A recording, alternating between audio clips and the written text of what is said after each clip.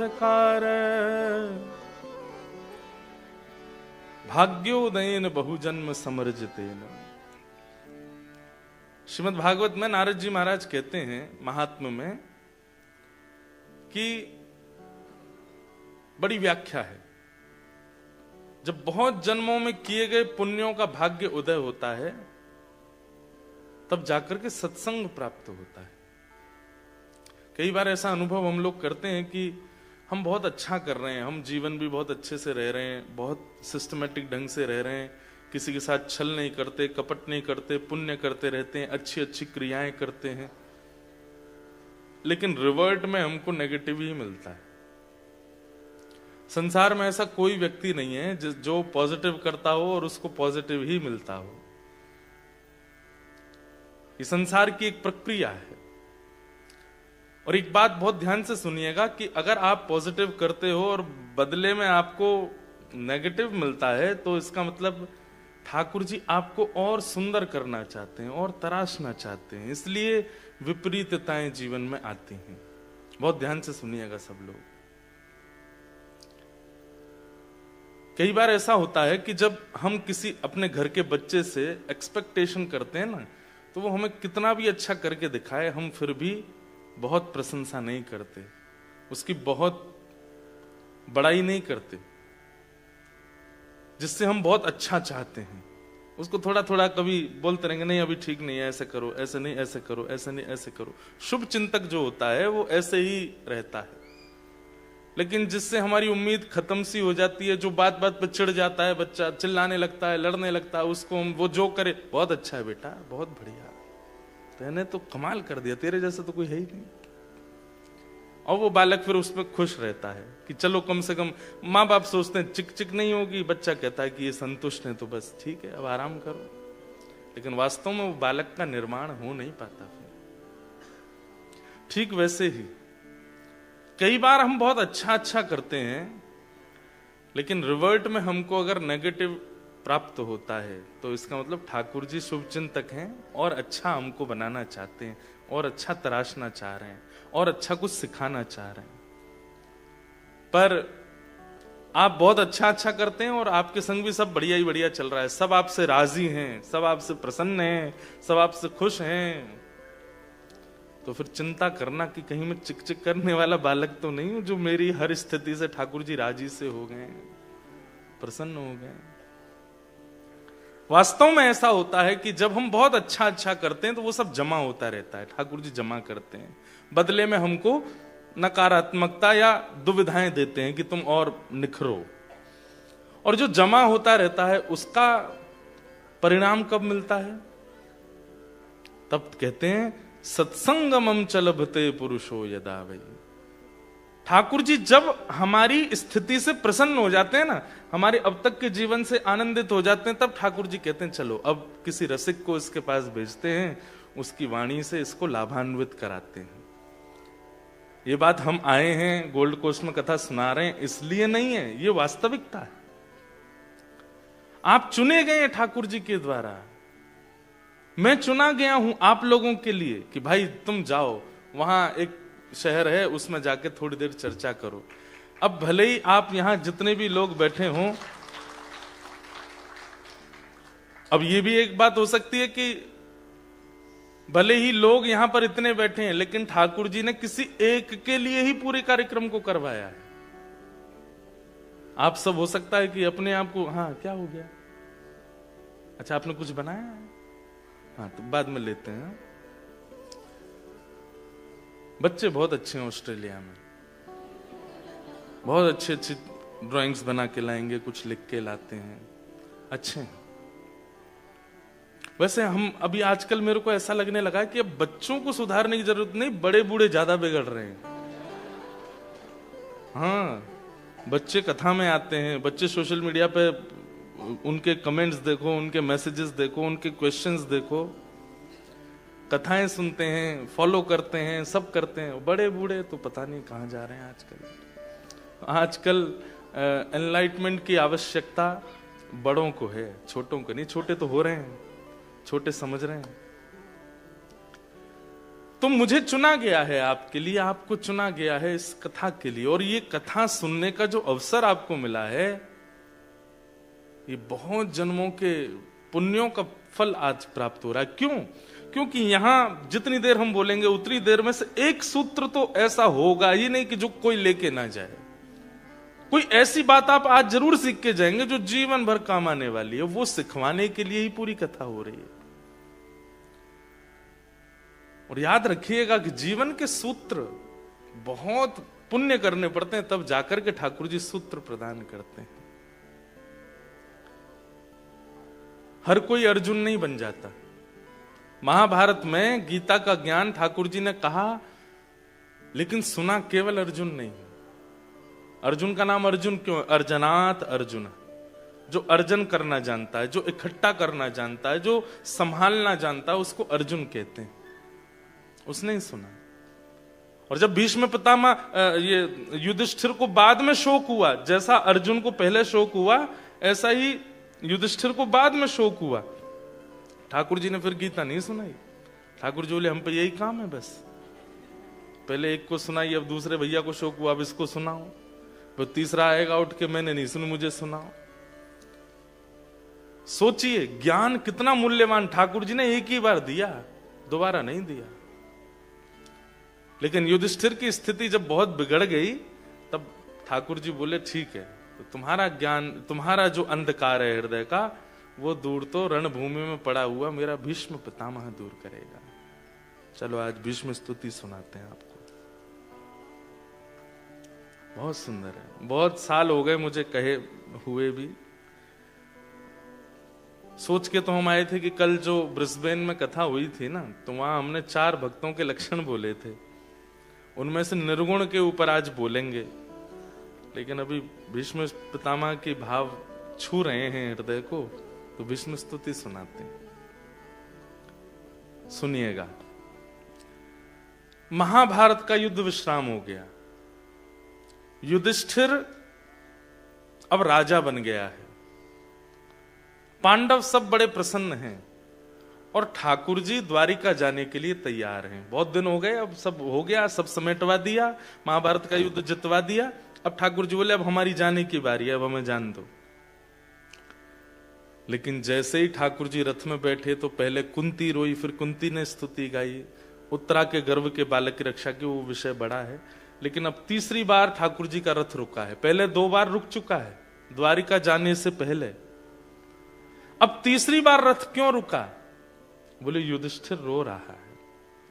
तो भगवान ने युधिष्ठिर से पूछा, युधिष्ठिर जी आप क्यों रो रहे हैं, आपके दुख का कारण क्या है? तब युधिष्ठिर जी महाराज कहते हैं कि बाल द्विज स्वेहन मित्र पित्र भ्रात्र गुरुद्वह नमेश्यान मोक्षो यापि वर्षायुतायुतई। बहुत ध्यान से सुनना।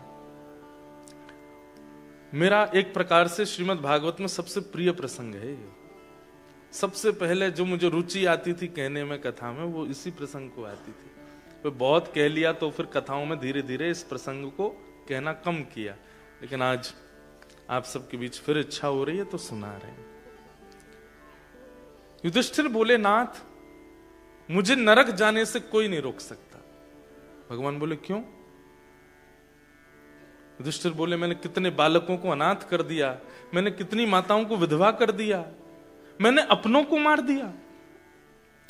अरे अगर दुर्योधन राजी था युद्ध करने के लिए तो मुझे पीछे हट जाना चाहिए था, मुझे स्टेप बैक कर लेना चाहिए था कि भाई ठीक है युद्ध हम नहीं करेंगे, हम वन में रहना मंजूर है, हम दर दर भटकते रहेंगे, लेकिन हस्तिनापुर के लिए युद्ध नहीं करेंगे। मुझे पीछे हट जाना चाहिए था। मैं भी आगे क्यों आया, मैंने युद्ध क्यों किया, कितनों को मार दिया हम लोगों ने, अब मुझे नरक जाने से कोई नहीं रोकेगा। बंधुओं देखो, मां अगर पास में है फिर भी बालक रो रहा है तो कारण क्या है? कि निश्चित है कि बालक को कोई पीड़ा है, या तो पेट में दर्द है, भूख लगी है, या कहीं उसको दिक्कत है इसीलिए रो रहा है। लेकिन मां पास है, पीड़ा भी कोई नहीं है, दर्द भी कोई नहीं है, पेट भी भरा हुआ है, फिर भी बालक रो रहा है। इसके पीछे कारण क्या हो सकता है? कई बार माताएं बहुत ज्यादा श्रृंगार कर लेती हैं तो बालक पहचानते नहीं उनको। कई बार ऐसा होता है। हमारे घर में एक बार शादी थी तो एक हमारी बहन दूर की, उनका बेटा वो मुझे देखे, तुम थोड़ी देर इसको संभालो, और मैं तो संभालता रहा उसको थोड़ी देर बाद वो जब निकली तो मैं ही नहीं पहचान पाया।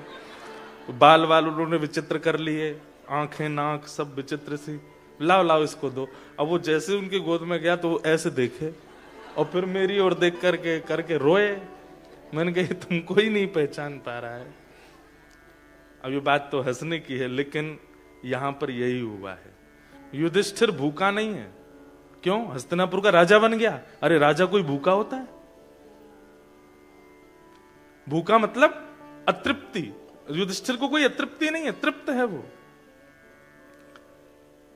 युधिष्ठिर के पास कोई कमी नहीं है इस वक्त, फिर भी उसके रोने का कारण क्या? और मां सामने खड़ी, मां यानी कि भगवान पोषक सामने खड़ा है, फिर भी युधिष्ठिर रो रहा है। इसका मतलब क्या है?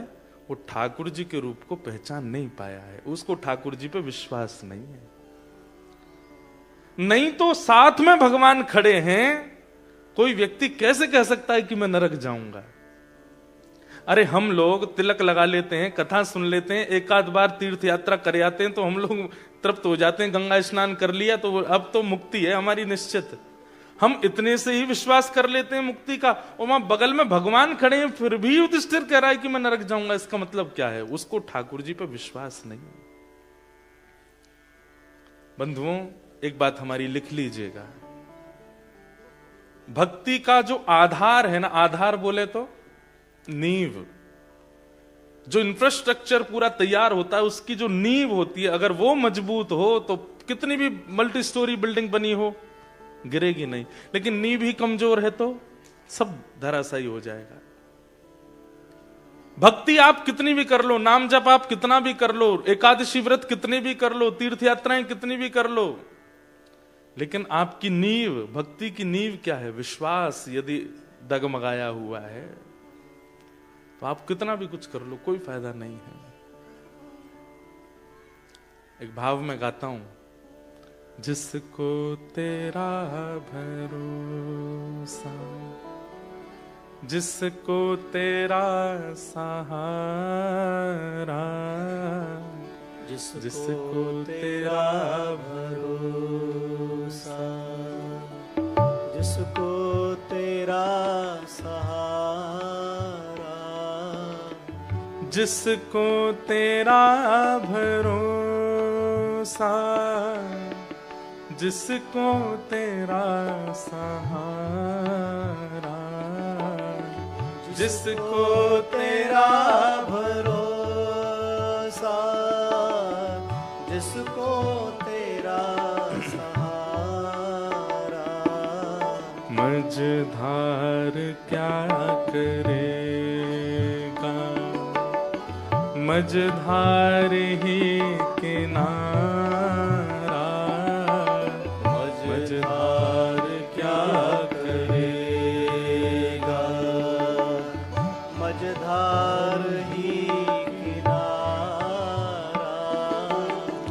जिसको तेरा भरोसा, जिसको तेरा सहारा, जिसको तेरा भरोसा, जिसको तेरा सहारा, होठों पे नाम तेरा, दिल में उमंग तेरी, होठों पे नाम तेरा, दिल में उमंग तेरी, अलमस्त साफिरूं में छाई तरंग तेरी,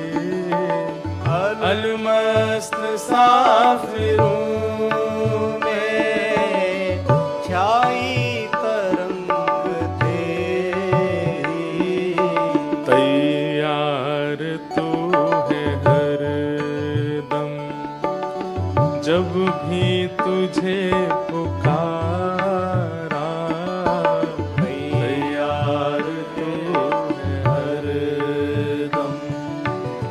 जब भी तुझे पुकारा, जिसको तेरा भरोसा, जिसको तेरा सहारा, जिसको तेरा भरोसा। भरोसा, विश्वास, ये नहीं है बाकी आप चाहे जो कुछ भी कर लो भक्ति में कोई फायदा नहीं है, लेकिन विश्वास है तो आपके द्वारा की गई तनिक भाव भी ठाकुर जी को स्वीकार है।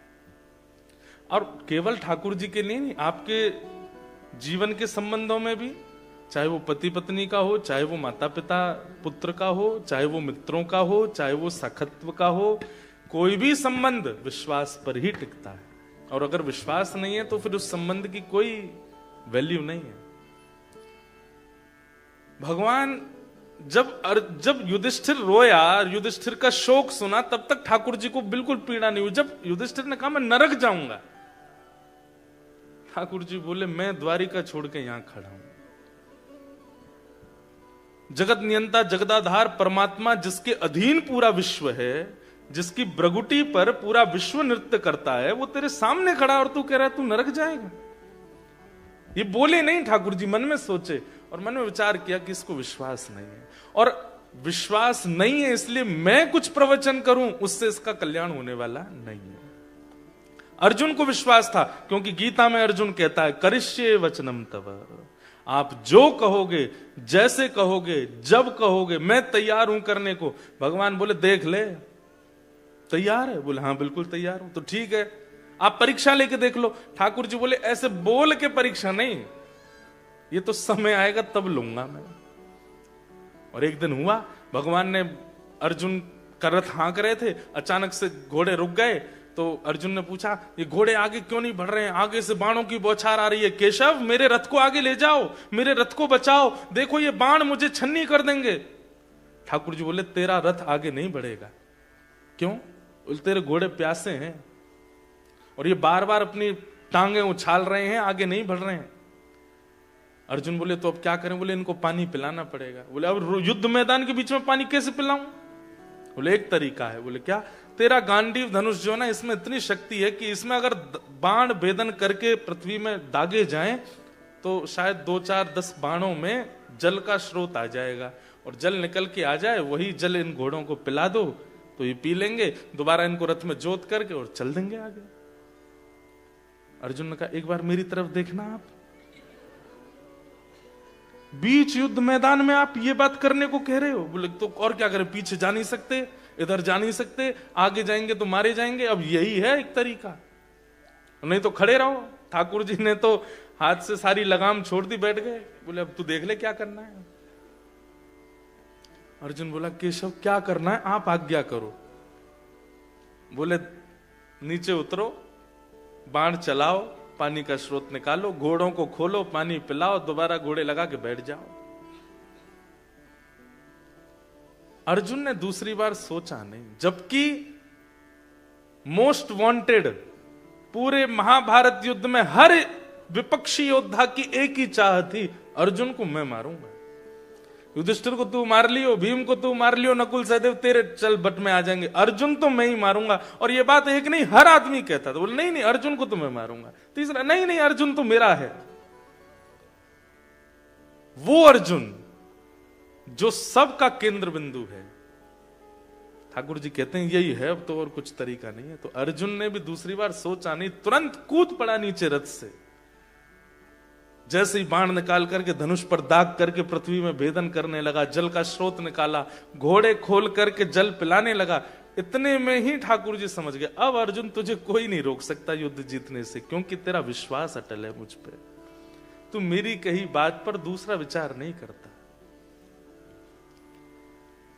और फिर ठाकुर जी ने उसकी रक्षा की। कैसे? जब अर्जुन घोड़ों को पानी पिला के दोबारा रथ में लगा रहा था तो अर्जुन ने विचार किया ये कौरव सब सो गए हैं क्या? इनको दिखा नहीं कि मैं नीचे उतर आया हूं?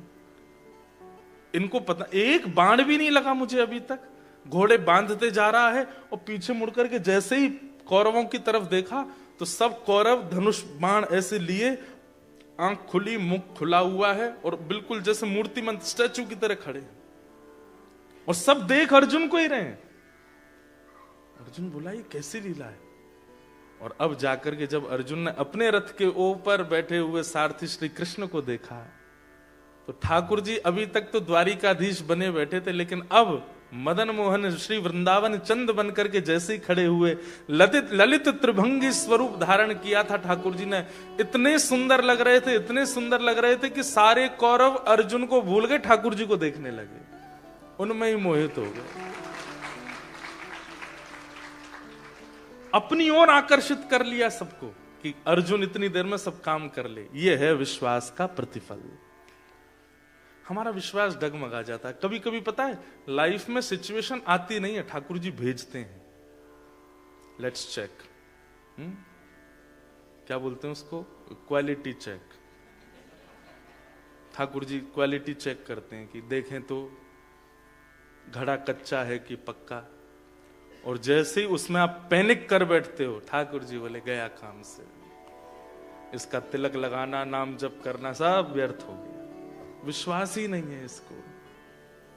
विश्वास चाहे जो हो जाए बंधुओं, हम तो कह दें तो बुरा नहीं मानना, पैर अलग हो जाए शरीर से, हाथ निकल के बाहर आ जाएं, फिर भी विश्वास मत छोड़िएगा ठाकुर जी को। ये बात तो वो है जो मैं बोल सकता हूं, इससे भी कुछ और ज्यादा अनुभव करेंगे उसके बाद कि ठाकुर जी विश्वास का प्रतिफल कैसे देते हैं। गुरु के प्रति, नाम के प्रति, कथा के प्रति और ठाकुर जी के प्रति, ठाकुर जी के जनों के प्रति विश्वास करो, भरोसा। तो युधिष्ठिर को जब भगवान ने देखा कि इसका विश्वास डगमगा रहा है, ठाकुर जी बोले अब मैं इसको ज्ञान नहीं दूंगा।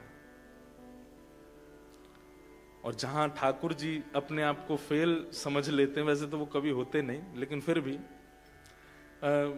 हमारे श्री स्वामी हरदास जी महाराज का एक पद है, हे हरि मो सोना बिगाड़न को तो सोना संभारन को, मो सोना बिगाड़न को तो सोना संभारन को। हे हरि,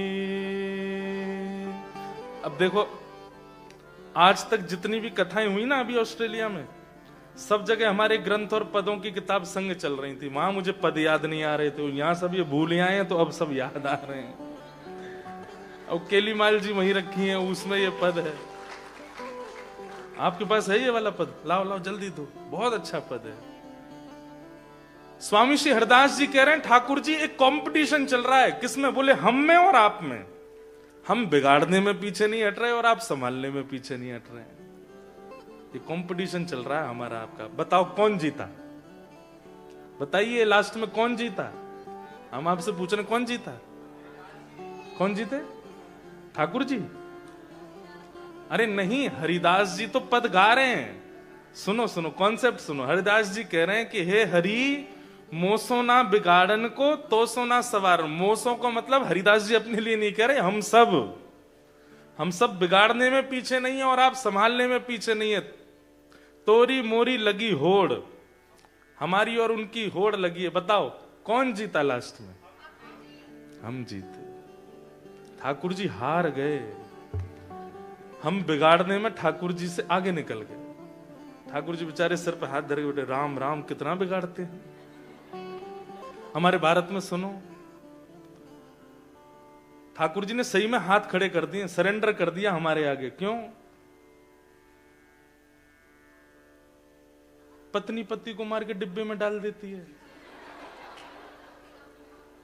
विवाह के बाद घूमने गए, वहां पे मर्डर करवा देती है पैसे दे करके। अभी ऑस्ट्रेलिया में खबर सुनने में आई, मेरा तो विश्वास ही उठ गया है। एक पिता ने अपनी बेटी को मार दिया। क्यों? क्योंकि बेटी टेनिस की अच्छी प्लेयर थी। भैया हम आपसे एक बात निवेदन करना चाह रहे हैं, जितना जीवन बचा है ना, नाम जप करके यहां से भग लो। इस संसार में दोबारा आना नहीं है। ये बहुत, इससे भी ज्यादा वर्स्ट होता चला जाएगा।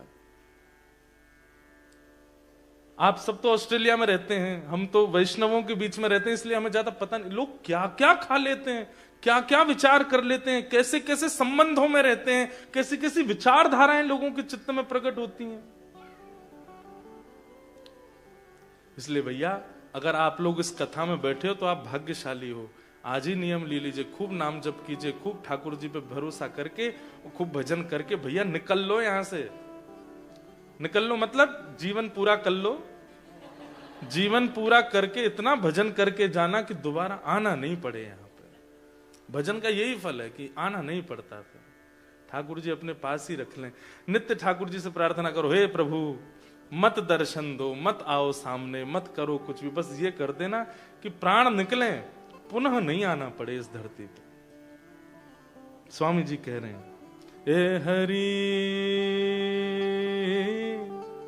मो सोना बिगाड़न को, तो सोना सवारन को, मो सोना बिगाड़न को, तो सोना सवारन को। मोहितो ही परी हो,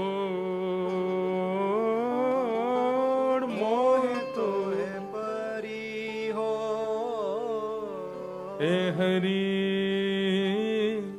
मो सोना बिगाड़न को, तो सोना सवारन को, मो सोना बिगाड़न को, तो सोना सवारन। अंत में स्वामी जी महाराज कहते हैं, कहे श्री हरिदास हम जीते हारे तुम, कहे श्री हरिदास हम जीते हारे तुम। हम जीत गए नाथ, हमने बिगाड़ने में सारी हदें पार कर दी।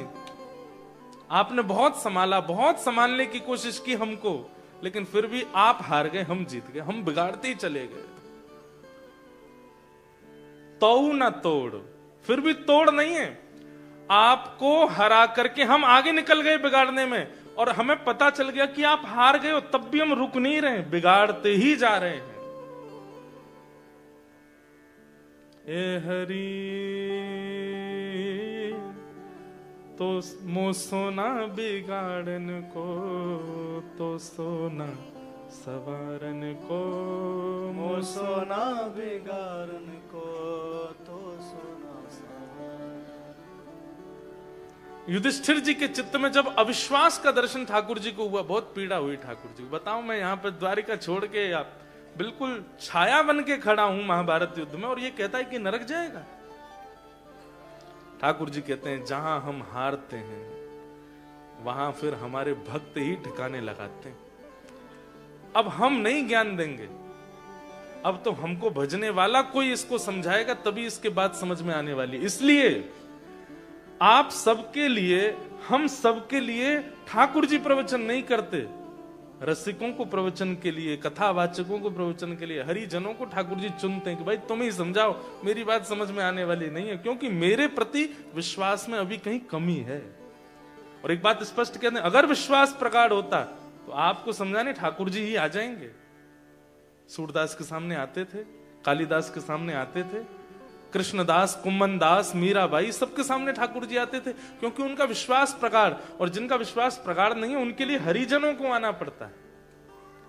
ठाकुर जी ने युधिष्ठिर से कहा, अब तो तुमको कोई और समझाएगा। बोले कौन? रणभूमि में मेरी प्रतीक्षा कर रहे हैं बाणों की सैया पर लेटे पितामह भीष्म, उनके पास चलो। भीष्म पितामह का नाम सुनते ही युधिष्ठिर प्रसन्न हो गया। बोले हाँ, वो तो हमारे घर के बड़े हैं। ठाकुर जी बोले, हम बे वही समझावे, वो तो चल बड़ो है। अच्छा, ठाकुर जी छोटे भी हैं ना आयु में, इसलिए भी इन लोगों का भाव कम है ठाकुर जी के प्रति। मतलब प्रेम है, भाव है, लेकिन वो विश्वास नहीं है चित्त में। भगवान बोले, चलो भैया, भीष्म पितामह हमारी प्रतीक्षा कर रहे हैं, रोम रोम में बाण लगा है उनके, लेकिन वो फिर भी प्रतीक्षा कर रहे हैं कि ठाकुर जी आएंगे तभी प्राण त्यागूंगा मैं। बहुत अच्छा प्रसंग है, आप सबसे हमारी प्रार्थना, ये कर्ण पिशाचनी रख दीजिए नीचे, ये कर्ण पिशाचनी है। कई लोग मैंने इधर उधर देखा तो चला रहे थे, इसलिए बोल गया। इसको धर दीजिए नीचे, क्योंकि जब ठाकुर जी नहीं आए तो हमको भेजा, और जब हमारी ही नहीं सुनोगे तो कौन आएगा? किसको भेजेंगे ठाकुर जी हैं? ये जीवन नैया पार करने वाला नहीं, इसलिए सुनिए। भगवान बोले चलिए भीष्म पितामह के पास, और भगवान युधिष्ठिर आदि पांडवों को लेकर के निकल पड़े हैं रणभूमि की ओर, जहां बाणों की सैया पर लेटे हैं पितामह भीष्म। भीष्म पितामह को एक बार बंधुओं बताएं आपको, अगर हिंदू हैं, अगर सनातनी हैं, तो जीवन में एक बार आद्योपांत महाभारत पढ़िए। सीरियल मत देखिए, सीरियल में सबने देखा है, मुझे पता है, वो एक बार पढ़िए उसको। गीता प्रेस गोरखपुर की सीधी हिंदी टीका है, एक एक श्लोक का वर्णन है। देख तो आपने रखी है सीरियल्स में, अब एक बार उसको पढ़िए महाभारत को। ऐसी हमारे भारत में एक गलत अफवाह फैल गई है कि घर में महाभारत रखने से लड़ाई हो जाती है। ये महा असत्य है। महाभारत युद्ध कराता नहीं है, युद्ध विराम करता है। एक बार जरूर पढ़िए। तो निकल पड़े भगवान पांडवों को लेकर के। भीष्म पितामह को बाल्यकाल से इच्छा मृत्यु का वरदान था कि जब तक उनकी इच्छा नहीं होगी तब तक प्राण नहीं त्यागेंगे। लेकिन इच्छा मृत्यु के वरदान में उन्होंने क्या, मैंने एक बार ना कुछ अपने मित्रगण थे, मेरे सखा जन, मैं सब उनके बीच में बैठा, तो मैंने कहा एक बात बताओ, मेरा एक क्वेश्चन है आप सबसे। बोले क्या? मैंने कहा अगर आप सब लोगों को इच्छा मृत्यु का वरदान मिल जाए तो आप क्या करोगे? इच्छा मृत्यु मतलब जैसे चाहो वैसे मृत्यु को प्राप्त करो, तो आप क्या करोगे? तो किसी ने कहा मैं तो स्विट्जरलैंड में पहाड़ों की वादियां देखते देखते प्राण त्यागूंगा। एक हमारे यहाँ चटोरा है सखा, वो बोला कि मैं पहले तो साउथ इंडियन खा लूंगा, उसके बाद गुजराती खा लूंगा, फिर बंगाली खा लूंगा, फिर पंजाबी खा लूंगा, और मैं तो इच्छा मृत्यु करूंगा कि मैं इतना खाऊं कि मेरा पेट ही नहीं भरे, और मैं सारे रसों को चख करके अंत में मुझे सबसे प्रिय पान लगता है, तो पान जैसे ही जाए मुख में पूरा मुंह मेरा रच जाए तब प्राण निकले। मैंने वाह भाई, किसी ने अच्छे अच्छे वस्त्रों के, किसी ने धन के, किसी ने सारे भोग ऐश्वर्य के, सबके रखे इच्छा मृत्यु। तब मुझे याद आई भीष्म पितामह की। इनके पिता शंतनु महाराज ने जब भीष्म पितामह से कहा कि मैं तुम्हें इच्छा मृत्यु का वरदान देता हूं, तुम्हारी जब जैसे इच्छा होगी तभी प्राण निकलेंगे, उसी समय भीष्म पितामह ने नेत्र बंद करके ध्यान कर लिया था। शंख चक्र गदा पद्मधारी श्रीमन नारायण मेरे सामने मंद मंद मुस्काते हुए खड़े होंगे, मैं उनके सर्वांगीण अंग का दर्शन कर रहा हूंगा, वे मेरे तन का स्पर्श कर रहे होंगे, मैं उनके मुखमंडल का दर्शन कर रहा हूंगा, उसी समय मेरे प्राण निकले। मैं ऐसी इच्छा रखता हूं और मुझे कुछ नहीं चाहिए। मेरे पत्नी हो, बच्चे हो, परिवार हो, ये खाने की वस्तु आज कुछ नहीं। पीतांबरी कसी हो, मुखड़े पे एक हंसी हो, छवि मन में ये बसी हो, जब प्राण तन से निकले, इतना तो कहना स्वामी, जब प्राण तन से निकले।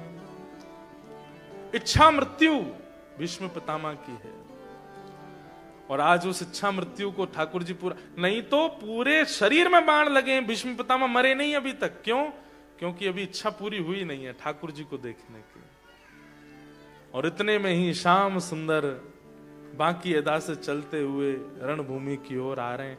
और जैसे ही भीष्म पितामह को, अभी तक तो भीष्म पितामह ये सोच रहे हैं कि ठाकुर जी भूल तो नहीं गए कि मुझसे मिलने आना है, लेकिन तभी चंदन की सुगंधी आने लगी, सुंदर शीतल हवा अंग को स्पर्श करने लगी, नेत्रों से अश्रु बहने लगे भीष्म पितामह के, कहने लगे आ गए श्याम सुंदर। ये सुगंधी तो उनके तन की है, ये वायु तो उन्हीं का स्पर्श करके आती है। और तभी अब हिल नहीं पा रहे हैं भीष्म पितामह, बाण लगे हैं। धीमे से अपनी तिरछी नजर करके देखा तो पीली पीतांबरी पहने श्री श्याम सुंदर, नील वर्ण है ठाकुर जी का, चलते हुए आ रहे हैं। भैया जीवन का अंत हो तो भीष्म पितामह जैसा, आप कहोगे महाराज जी कितना खतरनाक था, रोम रोम में बाण लगे। भैया ये बाण क्या है? ये संसार के सारे भोग वस्तु, काम क्रोध लोभ ईर्षा मोह द्वेष अभिनिवेश अहंता ममता इच्छा, ये सारे बाण हैं। आपको पता नहीं है, सब लगे हुए हैं हमारे। एक मोह रूपी बाण लगता है तो बाण जहां लगता है वहां से रक्त निकलता है। ऐसे ही हमको जब बाण लगता है तो हमारे भीतर से सारे सद्गुण निकलते हैं उसी बाण के स्थान से। क्रोध रूपी बाण लगा, लोभ रूपी बाण लगा, मोह रूपी बाण लगा, एक एक करके उन छिद्रों से सारे हमारे सद्गुण निकल जाते हैं। बाल्यकाल में छोटे छोटे बच्चों को देखो, ये इतने प्रिय क्यों हैं, इतने पवित्र क्यों हैं?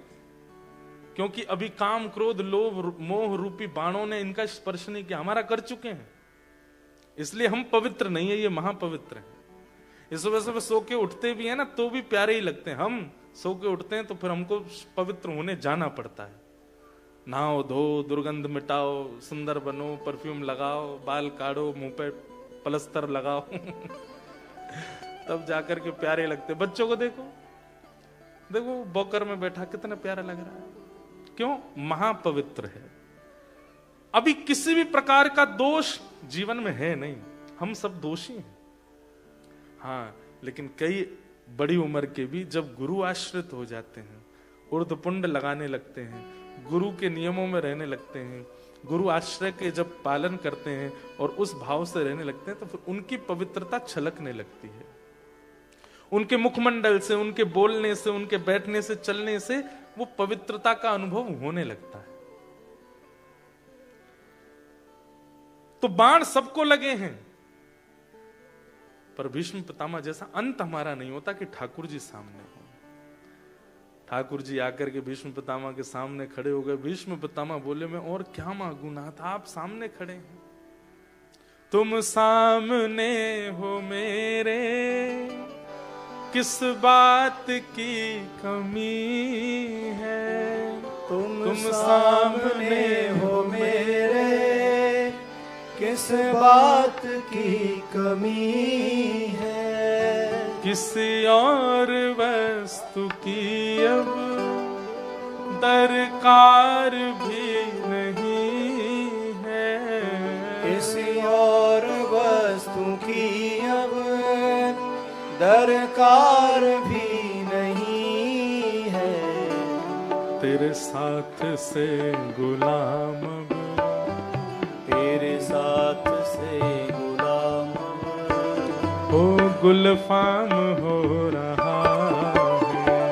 तेरे साथ से गुलाम गुलफाम हो रहा है। करते हो तुम कन्हैया, करते हो तुम कन्हैया, हे करते हो तुम कन्हैया, करते हो तुम कन्हैया।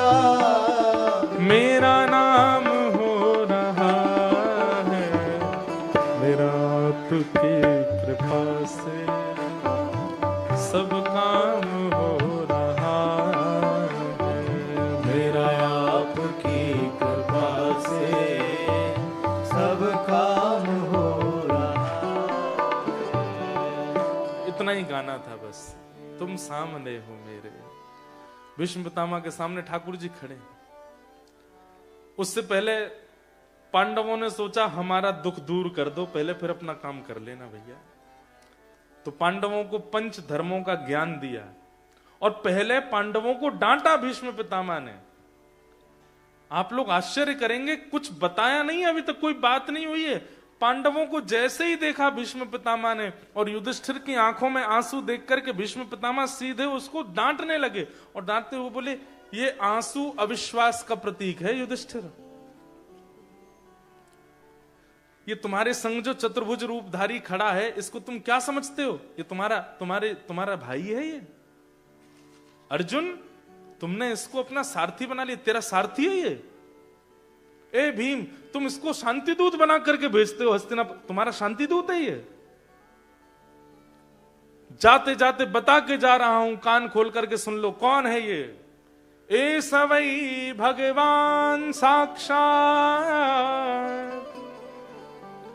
दद्यो नारायण पुमान। पूरे ब्रह्मांड का नायक साक्षात नारायण भगवान है ये। इनको तुम अपना भाई समझते हो, इनको तुम अपना सारथी समझते हो, इनको तुम अपना शांति दूत बना के भेजते हो, और इनके रहते हुए तुम्हारे अंदर अविश्वास है, ये तुम्हारा दुर्भाग्य है। ठाकुर जी, आपको तो कौरवों का पक्ष लेना चाहिए था। हमारी तरफ आते तो हम आपके प्रति विश्वास प्रकट करके दिखाते। भगवान बोले, मुझे आने में कोई दिक्कत नहीं थी, पर जहां नारी का सम्मान नहीं होता ना, वहां भीष्म पितामह जैसे लाख खड़े हों, मैं उस स्थान को नहीं चुनता। द्रौपदी का चीरहरण किया था दुर्योधन ने, और तुम उसके यहां खड़े थे। भीष्म पितामह सामान्य नहीं है। ठाकुर जी भी वंदन करते हैं भीष्म पितामह को, लेकिन आज भगवान कह रहे हैं, तुम्हारे जैसा तपस्वी, तुम्हारे जैसा गुरुनिष्ठ, तुम्हारे जैसा बाल ब्रह्मचारी भी अगर दुर्योधन का संग करेगा तो गति उसकी ऐसी होगी, देख लो। बाणों की सैया पे लेटे हो। पांडव भले ही इतने योग्य ना हो, मेरे प्रति भले ही थोड़ा भी अविश्वास कर रहे हैं, लेकिन दुराचरण नहीं करते हैं, इसलिए इनका संग कर रहा हूं।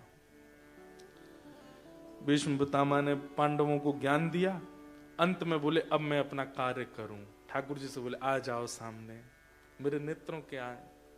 हरि जी मोरे नैनन आगे रहियो, हरि जी मोरे नैनन आगे। सामने ठाकुर जी खड़े, और भीष्म पितामह कहते हैं, मेरी इच्छा मृत्यु है, अब जब तक मैं मर ना जाऊं मेरे सामने ही रहिएगा। एक एक रों को आपके को देखूंगा, नेत्र देखूंगा, नासिका देखूंगा, होठ देखूंगा, आपके सर्वांगीण अंग का दर्शन करते हुए, और अपनी कुछ मन की भावना है वो आपको सुनाना चाहता हूं। और भीष्म पितामह ने यहां पर स्तुति गाई, इसको भीष्म स्तुति कहते हैं। अगर कोई व्यक्ति नित्य भीष्म स्तुति गाता है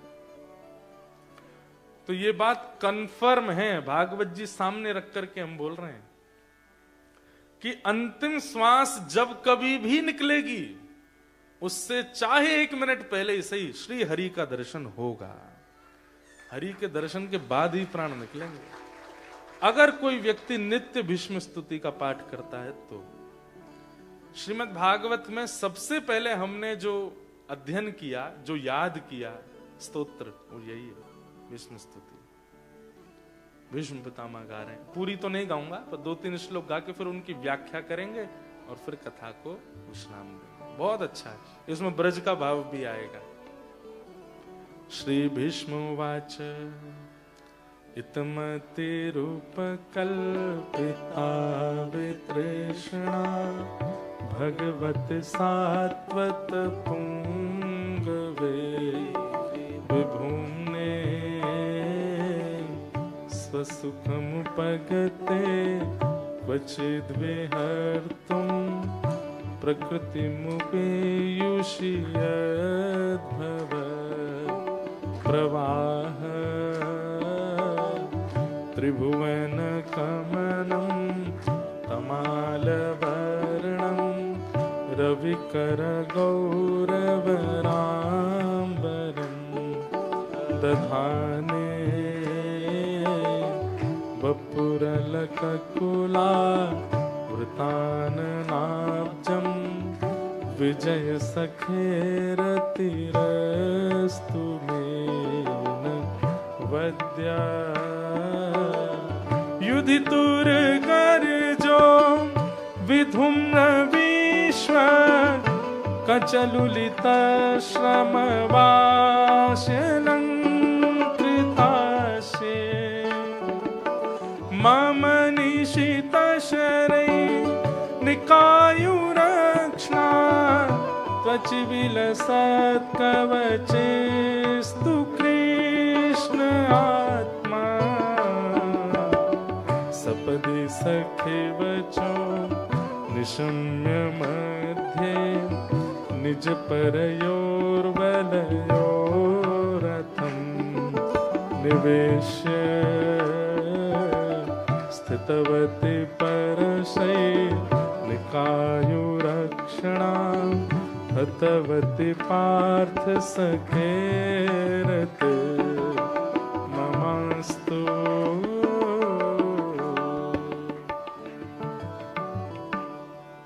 सब लोग बिल्कुल ध्यान से सुनना। इतनी अच्छी स्तुति है विष्णु पितामह की।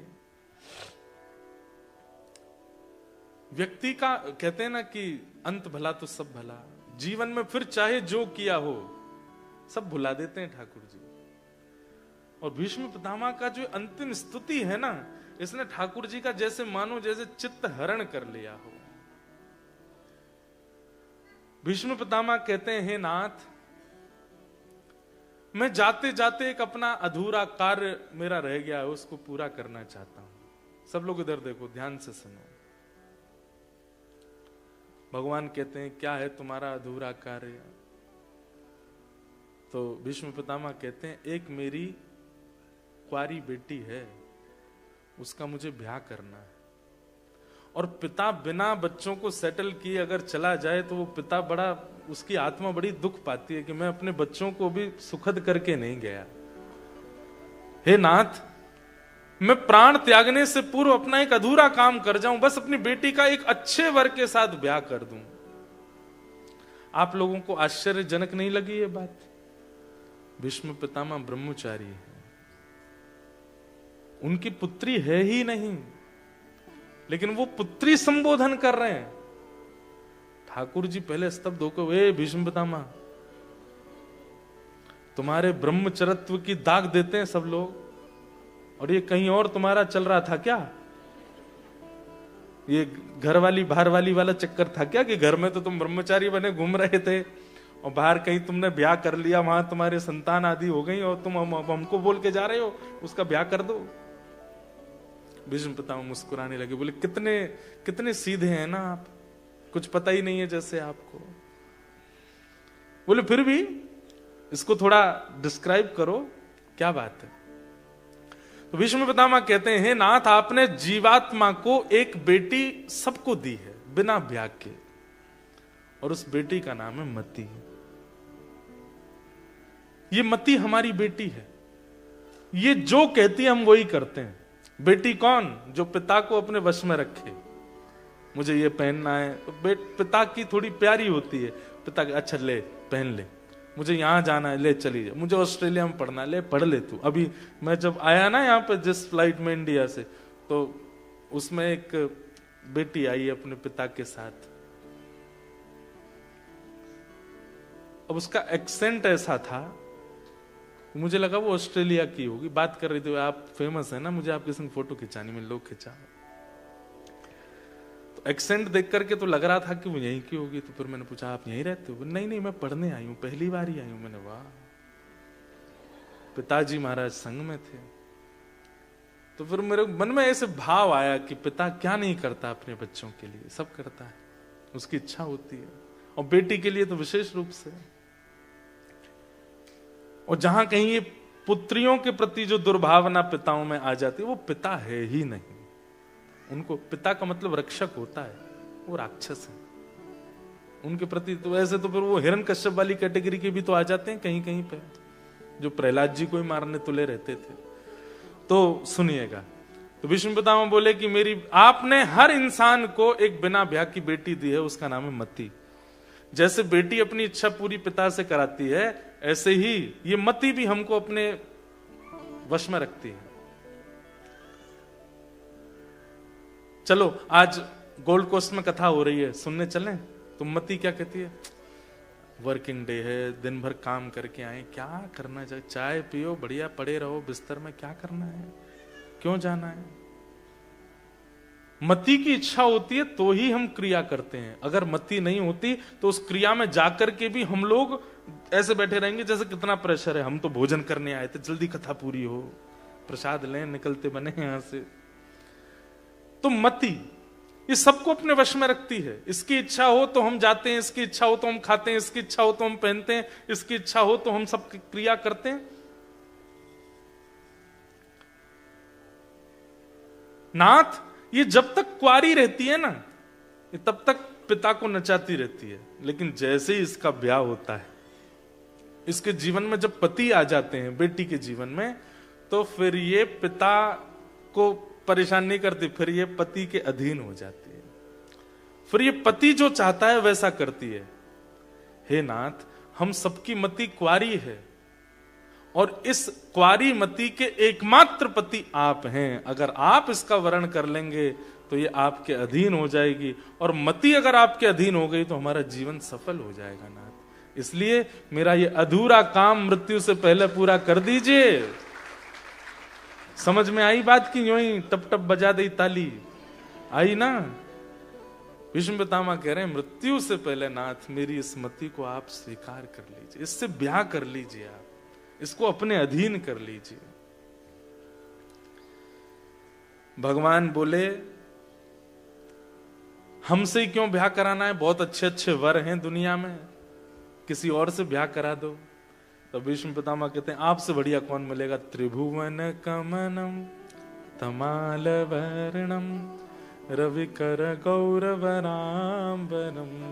दधाने। अरे ऐसो चटक मटक सो ठाकुर, तीनों लोकन हूँ मैं ना। ऐसो चटक मटक सो ठाकुर, तीनों लोकन हूँ मैं ना। हमारा आज गाने का मन कम कर रहा है, एक दो लाइन गा के हमारा यूं होता है कथा तो कहते हैं, अब ऐसे लेट हो गए बहुत। लोकन हूं मैं नाए, तीनों लोकन हूं मैं नाए, हाँ लोकन हूँ मैं नाए, तीनों लोकन हूँ मैं नाए। ऐसो चटक मटक सो ठाकुर, तीनों लोकन हूँ मैं नाए। ओ ऐसो चटक मटक सो ठाकुर, तीनों लोकन हूँ मैं नाए। विष्णु पितामह कह रहे हैं आपसे प्यारा कौन है ठाकुर जी इस संसार में, जिसको मैं अपनी पत्नी बेटी दूं? मेरी बेटी तो आपसे ही ब्याह करेगी। ठाकुर जी बोले केवल सुंदरता नहीं देखनी चाहिए, होने वाले दामाद में केवल सुंदरता है और कर दिया ब्याह, पता चली बुद्धि गुड़गोबर है पूरी, समझदारी भी होनी चाहिए, बहुत सारे गुण देखने चाहिए दामाद में, तब जाके बेटी का ब्याह करना चाहिए। सौंदर्य देख करके ब्याह नहीं, शौर्य भी होना चाहिए। अरे कल को जीवन में अप डाउन आएगा तो बेटी की रक्षा करने वाला हो ना, ऐसा थोड़ी हो कि ब्याह करा दिया और जीवन में विपरीतता आ गई तो बेटी के ही पीछे छुपा है, तुम बचाओ मुझे तो मैं क्या करूं अब, ऐसा थोड़ी होना चाहिए, शौर्यवान होना चाहिए। भीष्म पितामह बोले एक आईना रख लीजिए अपने आगे, क्योंकि जो जो आप गुण बोलते जाओगे मैं सब आप में दिखा दूंगा। ठाकुर जी बोले शौर्य कहां है हम में? अरे राजाओं के डर के मारे बीच समुद्र में नगरी बना करके रहते हैं हम तो, द्वारिका में। लोग बाग ये कहते थे जब ठाकुर जी थे पृथ्वी पे कि राजाओं के डर के मारे समुद्र के बीच में नगरी बना के रहता है कृष्ण, इसको डर लगता है राजाओं से। भीष्म पितामह बोले आप जैसा शौर्य किसका होगा? बोले क्यों? युधितुर गर्जो विधुम्न विश्व क्वच लुलित श्रम वार्य लंकृताश्य मम निशित शरीर विविद्यमान त्वचि विलसत कवचेस्तु कृष्ण आत्मा। आप जैसा शौर्य किसका हो सकता है नाथ? क्यों? बोले अर्जुन को एक बाण स्पर्श नहीं कर पाया महाभारत युद्ध में, क्यों? क्योंकि आप उसके रक्षक थे, आप उसके सामने सारथी बनकर के बैठे थे, जबकि अर्जुन सबका केंद्र बिंदु था, लेकिन उस अर्जुन को एक बाण स्पर्श नहीं कर पाया। इसमें अर्जुन का शौर्य नहीं है, आपका शौर्य है। मैं देखता था जैसे ही बाण चलाया जाता था इतनी द्रुत गति से आपकी नजरें घूमती थी, कहां से बाण अर्जुन के पास आ रहा है। आप तुरंत रथ को इतने इस तरीके से घुमाते थे कि वो बाण इधर उधर से निकल जाता था, एक बाण भी अर्जुन को छू नहीं पाता था। अर्जुन को भले ही लगता हो कि वो गांडीव धनुषधारी है, लेकिन मैं आज कहता हूं अर्जुन तेरी रक्षा इसलिए हुई क्योंकि द्वारिकाधीश तेरे सारथी हैं। तेरी इतनी हिम्मत है कि तू बाणों से बच जाए, वो भी मेरे बाणों से। भीष्म पितामह एक ऐसा बाण छोड़ते थे कि जिसका अभिमंत्र, जिसका नाम बोल के छोड़ा, वो चाहे गुफा में चला जाए, बाण वहां जाके मार देगा। कौन को फोन है भैया? तुम्हारो है? कौन को है? कोई रीना जी को फोन आ रहा, लो बात कर ले जाओ ले जाओ। आपका ही है क्या फोन है? अरे ब्याह हो गया है महाराज इनका भी। उठा लियो मैंने। जय हो। बोलो वृंदावन बिहारी लाल। वो तो हम कभी कभी सीधे साधे बन के गंभीरता में कथा करते हैं, नहीं तो हमको तो ऊधम ही आते हैं करने। हमको तो लाल जी के संग रहते तो ऊधमों की मन करते रहते, पर ऑस्ट्रेलिया विदेश है इसलिए हम यहाँ ज्यादा कुछ करते नहीं है। क्या बता रहा था मैं? शौर्य। हे नाथ, आप जैसा शौर्य किसका होगा? ठाकुर जी बोले केवल सुंदरता और शौर्य से काम नहीं चलेगा, दामाद को प्रेमी होना चाहिए। और जैसे ही प्रेमी शब्द कहा ना, भीष्म पितामह की आंखों में आंसू आ गए। बोले आप बोल रहे हो प्रेमी? नाथ, प्रेम की जो नदी है ना, वो आपसे ही प्रारंभ होती है और आप में ही रह जाती है, वो कहीं किसी और का स्पर्श भी नहीं कर पाती। हम दुनिया के लोग तो नाटक करते हैं प्रेम का, हमको प्रेम आता है। प्रेम तो केवल आपका है। और भगवान का प्रेम कैसा है? भीष्म पितामह कहते हैं, स्वनिगमम अपहाय मत प्रतिज्ञा मृतमधिकर्तुम बप्लुतो रथस्थ धृतरथ चरणो भयाशलद्गु हरिरिवहन्तुमिभं गतोत्तरीय। आपका प्रेम कैसा है नाथ? महाभारत का युद्ध जब निश्चित हुआ था, तब दुर्योधन और अर्जुन दोनों द्वारिका गए थे। एक कौरवों का मुखिया और एक पांडवों का मुखिया। और दोनों ने जाकर के श्री कृष्ण से कहा कि भगवान, अब महाभारत युद्ध होने वाला है, आप बताइए आप किस पक्ष में? अर्जुन ने नहीं बोला, दुर्योधन बोला, किस पक्ष में रहोगे? ठाकुर जी बोले, भैया हम कोई पक्ष नहीं बांट सकते, तुम दोनों हमारे भैया हो, एक पक्ष कैसे बताते? नहीं नहीं, एक पक्ष तो आपको बताना पड़ेगा। किस तरफ रहोगे, कौरवों की तरफ कि पांडवों की तरफ?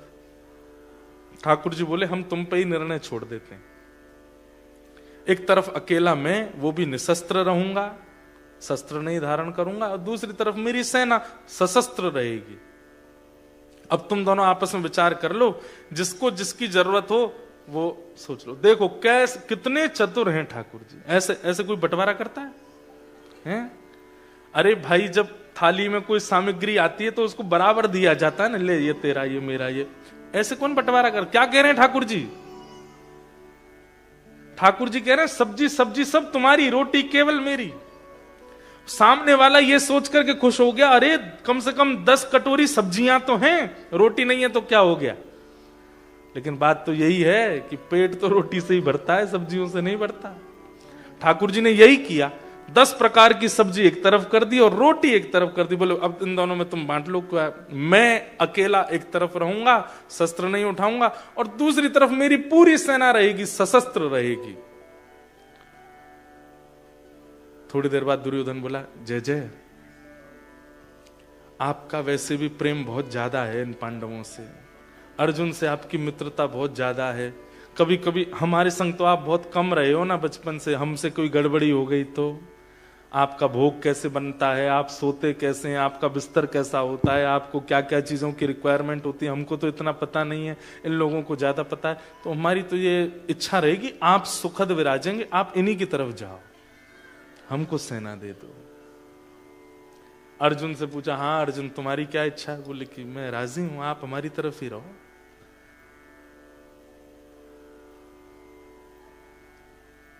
क्वालिटी छोड़ दी, क्वांटिटी पकड़ ली। ठाकुर जी को कहा आप जाओ। भगवान चले गए अर्जुन की तरफ और सेना आ गई पांडवों की तरफ, कौरवों की तरफ। लेकिन जब सेना लेकर के वापस आया दुर्योधन, तो यहां सब बड़े लोग बैठे थे देखने के लिए कि श्री कृष्ण हमारी तरफ आएंगे कि नहीं। लेकिन जैसे ही दुर्योधन आया तो सबने पूछा, हाँ भाई क्या हुआ, किस तरफ जा रहे हैं श्री कृष्ण? बोले कृष्ण तो चले गए पांडवों की तरफ, लेकिन उन्होंने अपनी पूरी सेना हमको दे दी है। अच्छा है ना, उन्होंने तो प्रतिज्ञा ली है कि वो पूरे महाभारत युद्ध में शस्त्र नहीं उठाएंगे। सब लोगों को इस बात से कोई फर्क नहीं। सब बोले ठीक है, बिना शस्त्र के रख के क्या फायदा था, ठीक है, अच्छा है, सेना बढ़ गई अपनी और बढ़िया ही रहा। लेकिन भीष्म पितामह तो चिंतन करने लगे। बोले श्री कृष्ण स्वयं शस्त्र हैं, उनको शस्त्र उठाने की आवश्यकता नहीं है, वो स्वयं शस्त्र हैं। और वो सामान्य शस्त्र नहीं है, वो एक ऐसा शस्त्र है पांडवों के पास कि अगर वो नजर उठा करके देख लें तो जो दृष्टि में आएगा वो उसका नाश है उस दिन। अरे दुर्योधन, ये सामान्य सेना का लोभ, और तू सेना लेकर के आ गया कृष्ण को छोड़कर। तुझे कहा था बार बार मैंने कि कुछ भी हो जाए द्वारिकाधीश को छोड़ करके मत आइयो। अरे काका जी, आप समझते नहीं है, वो निहत्ते खड़े रहेंगे दिन रात, उनकी आरती थोड़ी करनी है। सुख संपत्ति घर आवे, कष्ट मिटे तन का, ओम जय जगदीश हरे, ये तो दुनिया करती है, हमको तो युद्ध करना है ना, सेना की आवश्यकता है। बोले तू नहीं समझेगा, अब तुझे युद्ध बताएगा कि कृष्ण क्या है, वो बिना शस्त्र के क्या कर सकते हैं, देखना तू युद्ध में। लेकिन वे यदि कृष्ण है तो मैं भी भीष्म पितामह, मैं प्रतिज्ञा लेता हूं, वासुदेव कर चक्र न धरहि तो तुमको मुख न दिखाऊं, लाजत है मेरी गंगा जननी में शंतनु सुत न कहाऊं। यदि महाभारत युद्ध के बीच में प्रण लेने वाले श्री कृष्ण ने कि वो शस्त्र नहीं उठाएंगे, अगर मैंने उनके हाथ में शस्त्र न उठवा दिया तो मेरा नाम भी भीष्म पितामह ने। अब देखता हूं कौन जीतता है। भीष्म पितामह ने प्रतिज्ञा ले ली। महाभारत युद्ध प्रारंभ हुआ। एक दिन दुर्योधन थोड़ा परेशान हो गया तो चिढ़ करके थोड़ा बोला भीष्म पितामह से कि आप रहते हमारी तरफ हैं लेकिन भला चाहते पांडवों का हैं। दुर्योधन की ये बात बहुत बुरी लगी भीष्म पितामह। ऐसा क्यों बोलता? बोले हम मरते जा रहे हैं, आप कुछ कर ही नहीं रहे हो। भीष्म पितामह बोले ठीक है, पूरी सेना मर जाए लेकिन राजा ना मरे तो भी युद्ध राजा के पक्ष में ही होता है।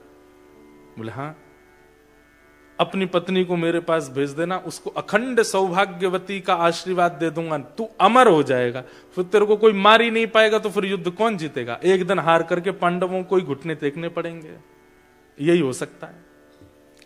दुर्योधन बोला बस यही मैं चाह रहा था कि आप ऐसा कुछ कर दो, अब हो जाएगा काम। बात तो हुई दुर्योधन और भीष्म पितामह के बीच, लेकिन कान सुन रहे थे श्री कृष्ण के। अच्छा, तो ये खिचड़ी बन रही है भीतर। ठाकुर जी भी बोले कि भाई दुर्योधन की पत्नी है भानुमति, और आज रात में अगर भानुमति को द्रौपदी मैंने नहीं बना दिया तो मेरा नाम भी कृष्ण नहीं है। आशीर्वाद तो मिलेगा भीष्म पितामह का, लेकिन भानुमति को नहीं मिलेगा, द्रौपदी को मिलेगा। भैया महाभारत युद्ध में बहुत इन्वेस्ट किया ठाकुर जी ने। अर्धरात्रि में ठाकुर जी उठे, ऊंची धोती पहनी, सिर पर स्वाफा बांधा और बिल्कुल ग्वारिया का भेष, काजल बड़ा बड़ा लंबा लंबा लगा करके ठाकुर जी हाथ में लालटेन लेकर के पहुंच गए द्रौपदी के पास। देख रहे हैं कोई देख तो नहीं रहा हमको, सिर पर यहाँ पे कारी कमरी डाल रखी है। द्रौपदी के पास जाकर के सोती हुई द्रौपदी सुता को उठाया, चल मेरे साथ जल्दी। द्रौपदी बोली कहां जाना है? बोले भीष्म पितामह का आशीर्वाद लेना है। बोले दिन में ले लेंगे, रात में क्यों जाना है? बोले दिन तक अगर सोती रही तो तेरा भाग्य सो जाएगा, महाभारत युद्ध समाप्त हो जाएगा, चल जल्दी। द्रौपदी को उठा के लेकर के, बहन है ना भगवान की, इतना अच्छा वर्णन है। ठाकुर जी द्रौपदी को लेके चले, द्रौपदी धीरे चल रही थी, उसकी जूतियां फंस रही हैं पैरों में। ठाकुर जी बोले रुक यहीं पे, क्या बात है, क्यों नहीं चल पा रही? बोले मेरे पैरों में जूतियां हैं। ठाकुर जी बोले उतार दे इनको। ऐसे कैसे उतारते हैं? ये पिताजी के पक्ष से आई हैं, इनको कैसे छोड़ दूंगी? ठाकुर जी ला मुझे दे। तो द्रौपदी की जूतियों को ठाकुर जी अपने पटका में बांध करके, एक इधर एक इधर, दोनों तरफ जूती बांध के ठाकुर जी हाथ पकड़ के जल्दी चल मेरे साथ। कैसे भक्त वत्सल हैं श्री कृष्ण, कितना प्रेम करते हैं ठाकुर जी। जिससे प्रेम करने पे आ जाते हैं उसके लिए कुछ भी करने को तैयार हैं। जूतियां अपने दोनों पटके के छोड़ में बांध के, और ठाकुर जी द्रौपदी को जल्दी जल्दी ले समझा रहे हैं रास्ते में, सुन भीष्म पितामह को प्रणाम करियो, और सुन घूंघट करके जाइयो, उघारे मुख से मत जाइयो, और एक शब्द मत बोलियो। अब तेरा मौन शुरू हो गया, अब बोलियो मत। यहाँ पे भीतर जाना, घूंघट करके भीष्म पितामह को प्रणाम करना। जैसे ही भीष्म पितामह सिर पे हाथ धर दें, तुरंत प्रणाम करके बाहर आ जाना। कुछ बोलें कुछ पूछें तो करके आ जाना, बोलना नहीं है। और ये सब क्यों है, क्या है, कैसे, ये सब बाद में बताऊंगा, अभी बताने का समय नहीं मेरे पास, जल्दी चल। ले गए ठाकुर जी। जैसे ही पहुंचे भीष्म पितामह के शिविर के बाहर, भगवान बोले अब अंदर मैं नहीं जाऊंगा, तू जा। भीतर गई द्रौपदी। भानुमति अभी आई नहीं है। भानुमति कौन? दुर्योधन की पत्नी। उससे पहले द्रौपदी पहुंच गई, और द्रौपदी जैसे ही जाकर के वहां बैठी, भीष्म पितामह ने भजन कर रहे थे, देख लिया कि आ गई है भानुमति। जल्दी जल्दी अपनी माला पूरी करके नेत्रों से लगाई। आ गई तुम, बैठो। हाथ में जल लिया, खड़े होकर के गए और हे नारायण, अपने संपूर्ण जीवन में मैंने जितना भजन किया है उस सबका प्रताप मैं इस कन्या को देता हूं। अखंड सौभाग्यवती भव। दोनों भुजा द्रौपदी के सिर पर रख करके बोले तुम्हारा सौभाग्य यानी कि तुम्हारे पति अजर अमर हो जाए, उसको कोई नहीं मार पाएगा। जैसे ही द्रौपदी ने ये आशीर्वाद सुना, अखंड सौभाग्यवती भव, ये तो नहीं बताया था कृष्ण ने कि ये आशीर्वाद मिलेगा। द्रौपदी बोली ये आशीर्वाद दे रहा है अखंड सौभाग्य का, और मेरे सौभाग्यों के पीछे धनुष बाण लेके भागते हैं ये महाभारत युद्ध में, यही पीछे पड़े रहते हैं उनके। एक बार इनको बता तो दूं कि फिर कल से मुझे दिख मत जाना पांडवों के पीछे भागते हुए। तुरंत द्रौपदी ने अपना घूंघट उठा लिया। तो फिर याद रहे, एक नहीं, दो नहीं, तीन नहीं, चार नहीं, पांचों की जिम्मेवारी आपकी है। अगर खरोंच भी आई महाभारत में तो मैं आपसे पूछूंगी। भीष्म पितामह बोले द्रौपदी तू आए? मैंने तो भानुमति को बुलाया था, तू कहां से आ गई? क्यों मैं नहीं आ सकती? नहीं आ तो सकती, पर मैंने भानुमति को बुलाया था। ये भानुमति द्रौपदी कैसे हो गई? ये तो पूरा महाभारत पलट गया, ये तो सब कुछ पांडवों के पक्ष में चला गया। अरे बिटिया तुम्हारी विजय हो गई है, आज जीत गए तुम लोग, अब पांडवों की वध हो ही नहीं सकता। द्रौपदी बोली ये तो मेरा भाग्य है, सौभाग्य, प्रणाम करती हूं, चलती हूं मैं। भीष्म पितामह बोले सुन, तू अकेली आई रात को, और एक बात बता, तेरे को क्यों लगा कि मुझे आशीर्वाद लेना चाहिए?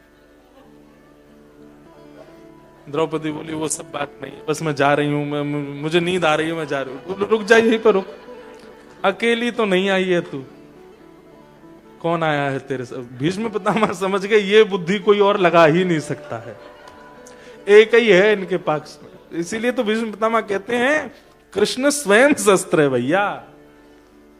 कौन आया तेरे साथ में?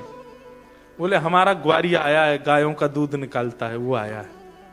जरा मिलवा तो मुझे, मैं भी देखूं कैसा ग्वारिया थे। चल करके भीष्म पितामह गए। हाँ रे भैया कहाँ है ग्वारिया? ठाकुर जी ने जैसे ही भीष्म पितामह को देखा, ठाकुर जी चौकड़ी मार के भागे वहां से। बोले ये बोल गई होगी भीतर जाके जरूर।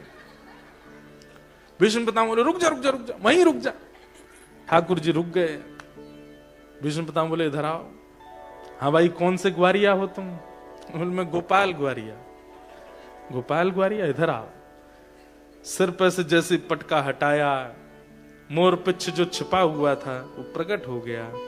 आकाश में चंद्रमा अपने आप को रोक नहीं पाए। श्री कृष्ण की ऐसी मधुर झांकी अभी हस्तिनापुर में प्रकट हुई है। अरे भाई कोई प्रकाश तो करो ठाकुर जी के ऊपर। जैसे मेन कैरेक्टर स्टेज पर आता है तो सामने से फोकस लाइट पड़ती है, जैसे हेलोजन पड़ती है, ऐसे ही ठाकुर जी थोड़े ओझल से दिख रहे हैं, अंधेरा हो रहा है, तो चंद्रमा स्वयं को रोक नहीं पाए। द्वितीया तृतीया का चंद्रमा था, लेकिन चंद्रमा ने विचार किया ऐसे सुंदर ठाकुर जी ऊंची धोती पहने हैं, उधरी सी बगलबंदी पहने हैं, काला पटका सिर पर कंधे पर डाले हैं, काजल लगाया है, कोई आभूषण नहीं पहना है, ऐसे सुंदर ठाकुर जी का दर्शन तो किया जाए। तो द्वितीया का चंद्रमा तृतीया का चंद्रमा आज असमय पर पूर्णिमा हो गया, और पूर्णिमा होकर के ठाकुर जी को प्रकाशित करने लगा। भीष्म पितामह के पहले तो नेत्र सजल हो गए रूप माधुरी देख करके। भक्त है ना कृष्ण के। लेकिन थोड़ी देर बाद बोले छलिया कपटी माखन चोर, मरकट बंधु बंदरों के यार, कैसा दिमाग चलता है तुम्हारा? सबकी सोच से परे जाते हो, कैसे कर लेते हो ये सब? ठाकुर जी बोले हम जय जय हैं। कौन है? जय जय, बचपन से ही जय जय हैं हम, कोई माने ना है बात दूसरी है। भगवान बोले रुक जा जय जय अभी बताऊंगा। भीष्म पितामह ने तुरंत द्रौपदी से कहा, द्रौपदी मैंने आशीर्वाद दिया है अखंड सौभाग्यवती का, मैं ही जिम्मेवारी देता हूं इसको, ये पांचों की रक्षा करेगा। मैं तो धनुष चलाऊंगा, मैं तो धनुष उठाऊंगा, बाण चलाऊंगा, लेकिन उन पांचों को बाण ना लगे ये जिम्मेवारी इनकी है। इसलिए जो तू बात मुझसे कह रही थी ना भीतर की, खरोंच भी आई तो मैं आपसे सवाल करूंगी, अब मैं तुझे कह रहा हूं, मैंने वरदान दिया है कि तेरे पांचों पति अखंड सौभाग्य उनका हो जाए, पर मैं ही जिम्मेवारी देता हूं कि पांचों के प्राण की रक्षा करने की जिम्मेवारी इसकी है।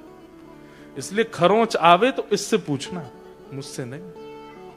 मैं तो अपना कर्तव्य करूंगा, धनुष बाण चलाऊंगा। और सुन श्री कृष्ण, कल से महाभारत का नेतृत्व मैं करूंगा, देखता हूं तुम कैसे बचाते हो पांचों को। भीष्म पितामह भीतर चले। भगवान बोले मिल गई शांति। क्यों बोली भीतर जाके? राहत मिल गई होगी, आत्मा तेरी तृप्त हो गई होगी। अरे तो उन्होंने क्या गलत कहा? पांचों की अरे वो ये सब नहीं, वो अपनी प्रतिज्ञा करे बैठे हैं कि मेरे हाथ में शस्त्र उठवाना है उनको, और वो उठवा के ही मानेंगे। अब कल से मेरी चिंता और बढ़ गई। मैं तो सोच रहा था अब तान दुपट्टा सोऊंगा, द्रौपदी को आशीर्वाद मिल जाएगा, मुझे कुछ करने की आवश्यकता नहीं, लेकिन तैने तो मेरी और जिम्मेवारी बढ़वा दी। और अगले दिन महाभारत युद्ध जैसे शुरू हुआ। आज भीष्म पितामह अलग ही तेज में आए हैं, ऐसे बाण चलाते हैं कि महाराज एक साथ सेना के कितने योद्धाओं को नष्ट करने लगे। तभी भीष्म पितामह ने केंद्र बिंदु रखा अर्जुन को, और एक ऐसा बाण अभिमंत्रित किया जिस बाण में से 1000 बाण प्रकट होते हैं, चाहे जितनी गति से अपने रथ को भगा ले, एक बाण तो लगे ही जाएगा। उस बाण का मंत्र जैसे अभिमंत्रित करने लगे, ठाकुर जी देखो कितनी द्रुत कान लगा के सुन लिया इतनी दूर से कि कौन सा बाण चला रहे हैं। ठाकुर जी बोले इस बाण से नहीं बच पाएगा अर्जुन, इसके लिए तो फिर मुझे सुदर्शन चक्र धारण करके विराट रूप शंख चक्र गदा पद्म लेने पड़ेंगे, तभी कुछ हो सकता है। नहीं तो इस बाण से मैं कितनी भी द्रुत गति से भगा लूं, 1000 बाण कोसों तक, योजनों तक जाएंगे और अर्जुन को छोड़ेंगे नहीं।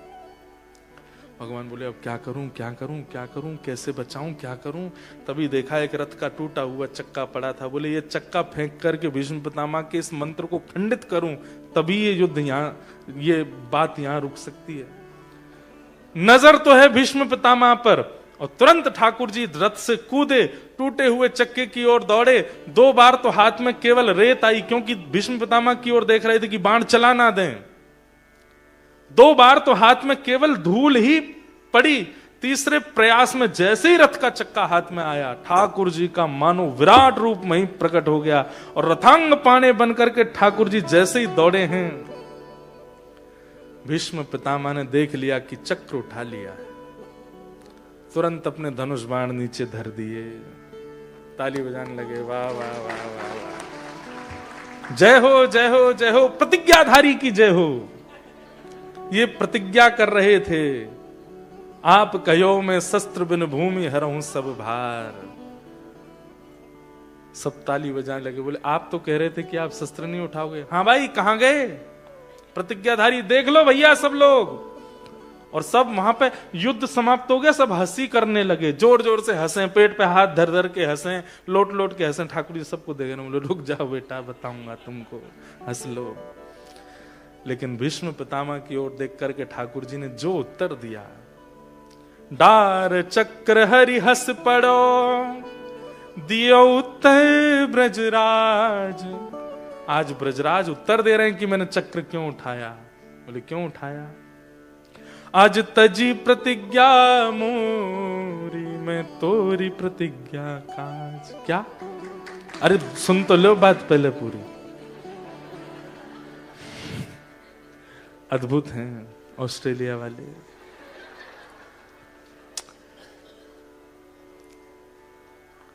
ठाकुर जी बोले पितामह आपने क्या प्रतिज्ञा ली थी कि अगर महाभारत युद्ध में कृष्ण ने शस्त्र नहीं उठाया तो तुमको मुख न दिखाऊं। मतलब आपकी अगर मृत्यु हो गई तो आप मुख को नीचे करके मरोगे, मतलब आप आकाश को देख नहीं पाओगे, नीचे मुख करके मरोगे, क्योंकि अगर मैंने शस्त्र नहीं उठाया तो। और अगर कहीं आप नीचे मुख करके मरे तो अंतिम मेरा दर्शन कैसे कर पाओगे?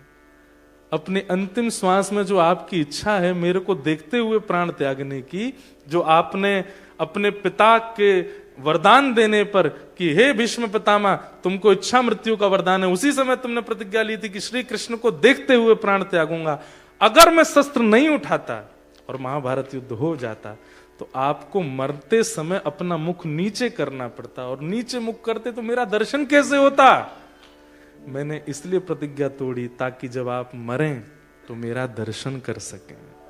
भीष्म पितामह के तो नेत्र सजल हो गए, दौड़ करके चरण पकड़ लिए, बोले नाथ मैं तो सोच रहा था मैंने आपको हरा दिया, लेकिन वास्तव में आपको हरा करके भी आप ही जीत गए हैं, आपकी ही करुणा है, ये आपका प्रेम है नाथ।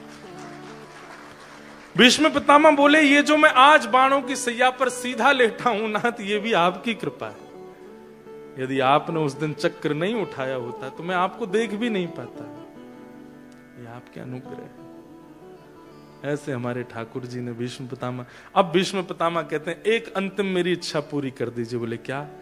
मैंने आपके सारे रूप देख लिए, अब मुझे एक रूप देखना है। बोले कौन सा? ललित गति विलास वल्गुहास प्रणय निरीक्षण कल्पितो रुमान कृतमनुकृतवत्य उन्मदान्धा प्रकृति मगन किलयस्य गोपवध्व। कौन सा रूप देखना है आपको?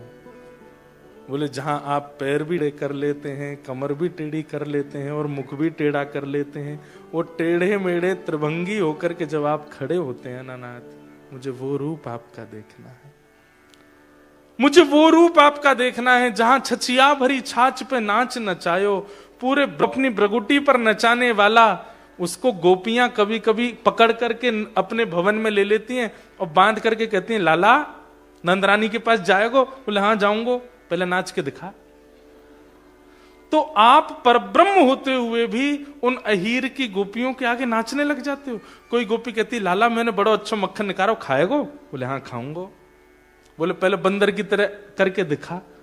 तो स्पष्ट कहते हैं कृतमनु कृतवत्य उन्मदान्ध, आप उन गोपियों की इच्छा की पूर्ति के लिए परब्रह्म होते हुए भी कभी बंदर बन जाते हो, कभी नाचने लग जाते हो, कभी सखी बन जाते हो। लाला होते हुए भी एक गोपी ने पकड़ लिए ठाकुर जी, अरे लाला नंदरानी के पास जाओगे? बोले हाँ जाऊंगो।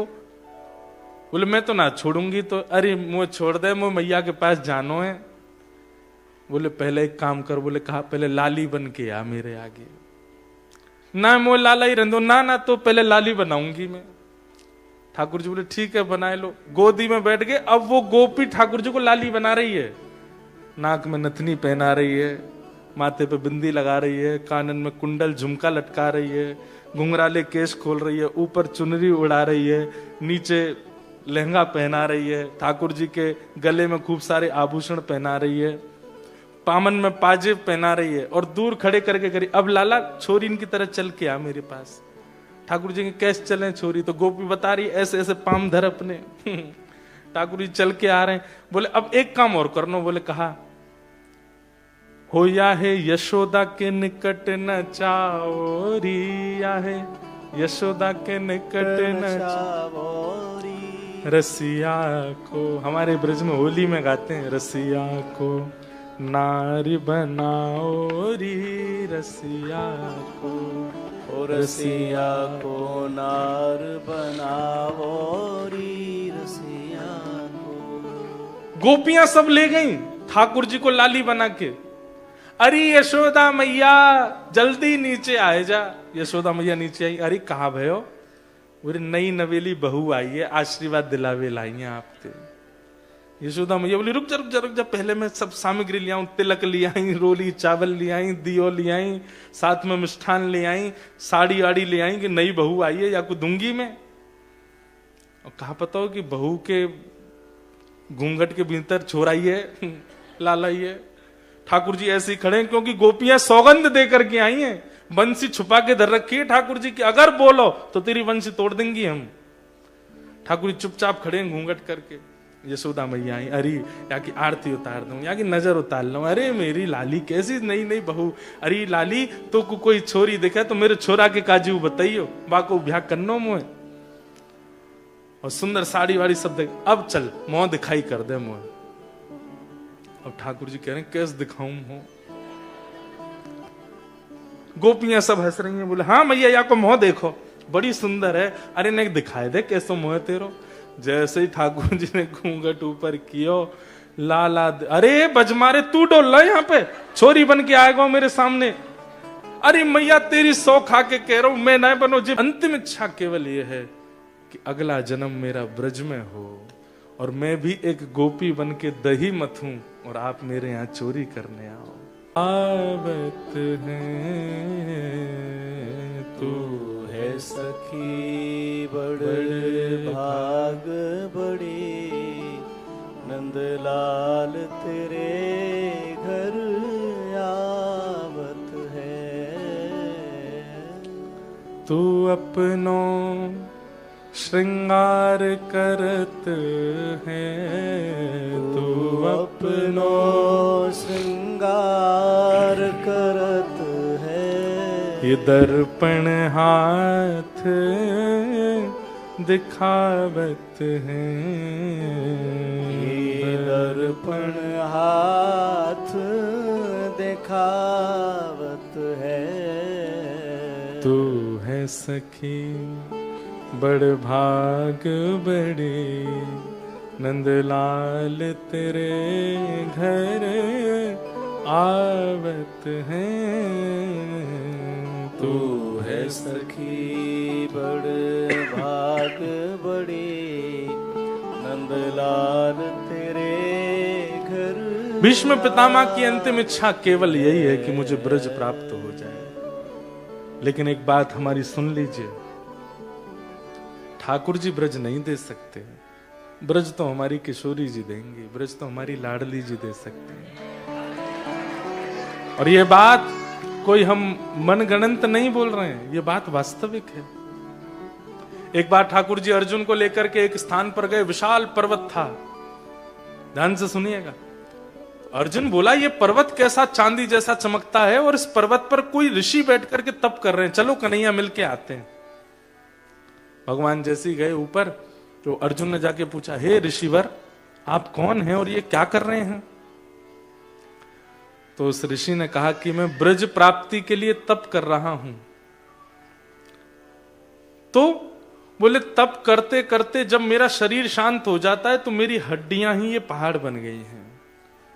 तो अंदाजा लगा लो मैंने कितने जन्मों से तप कर रहा हूं लेकिन अभी तक मुझे ब्रज मिला नहीं है।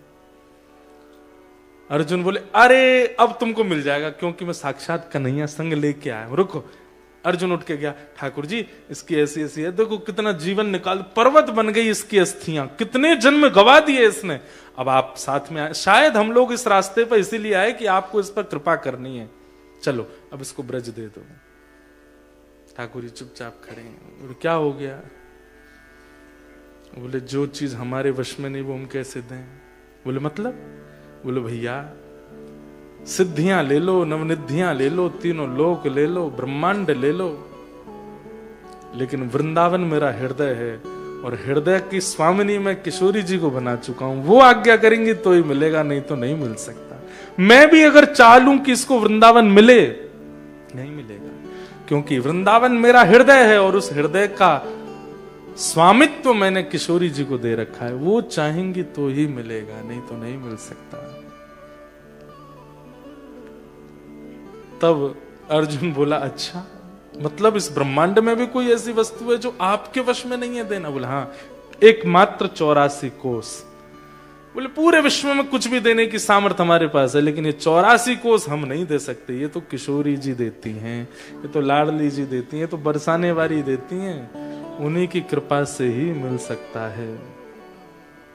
ऐसी हमारी वृषभानु दुलारी।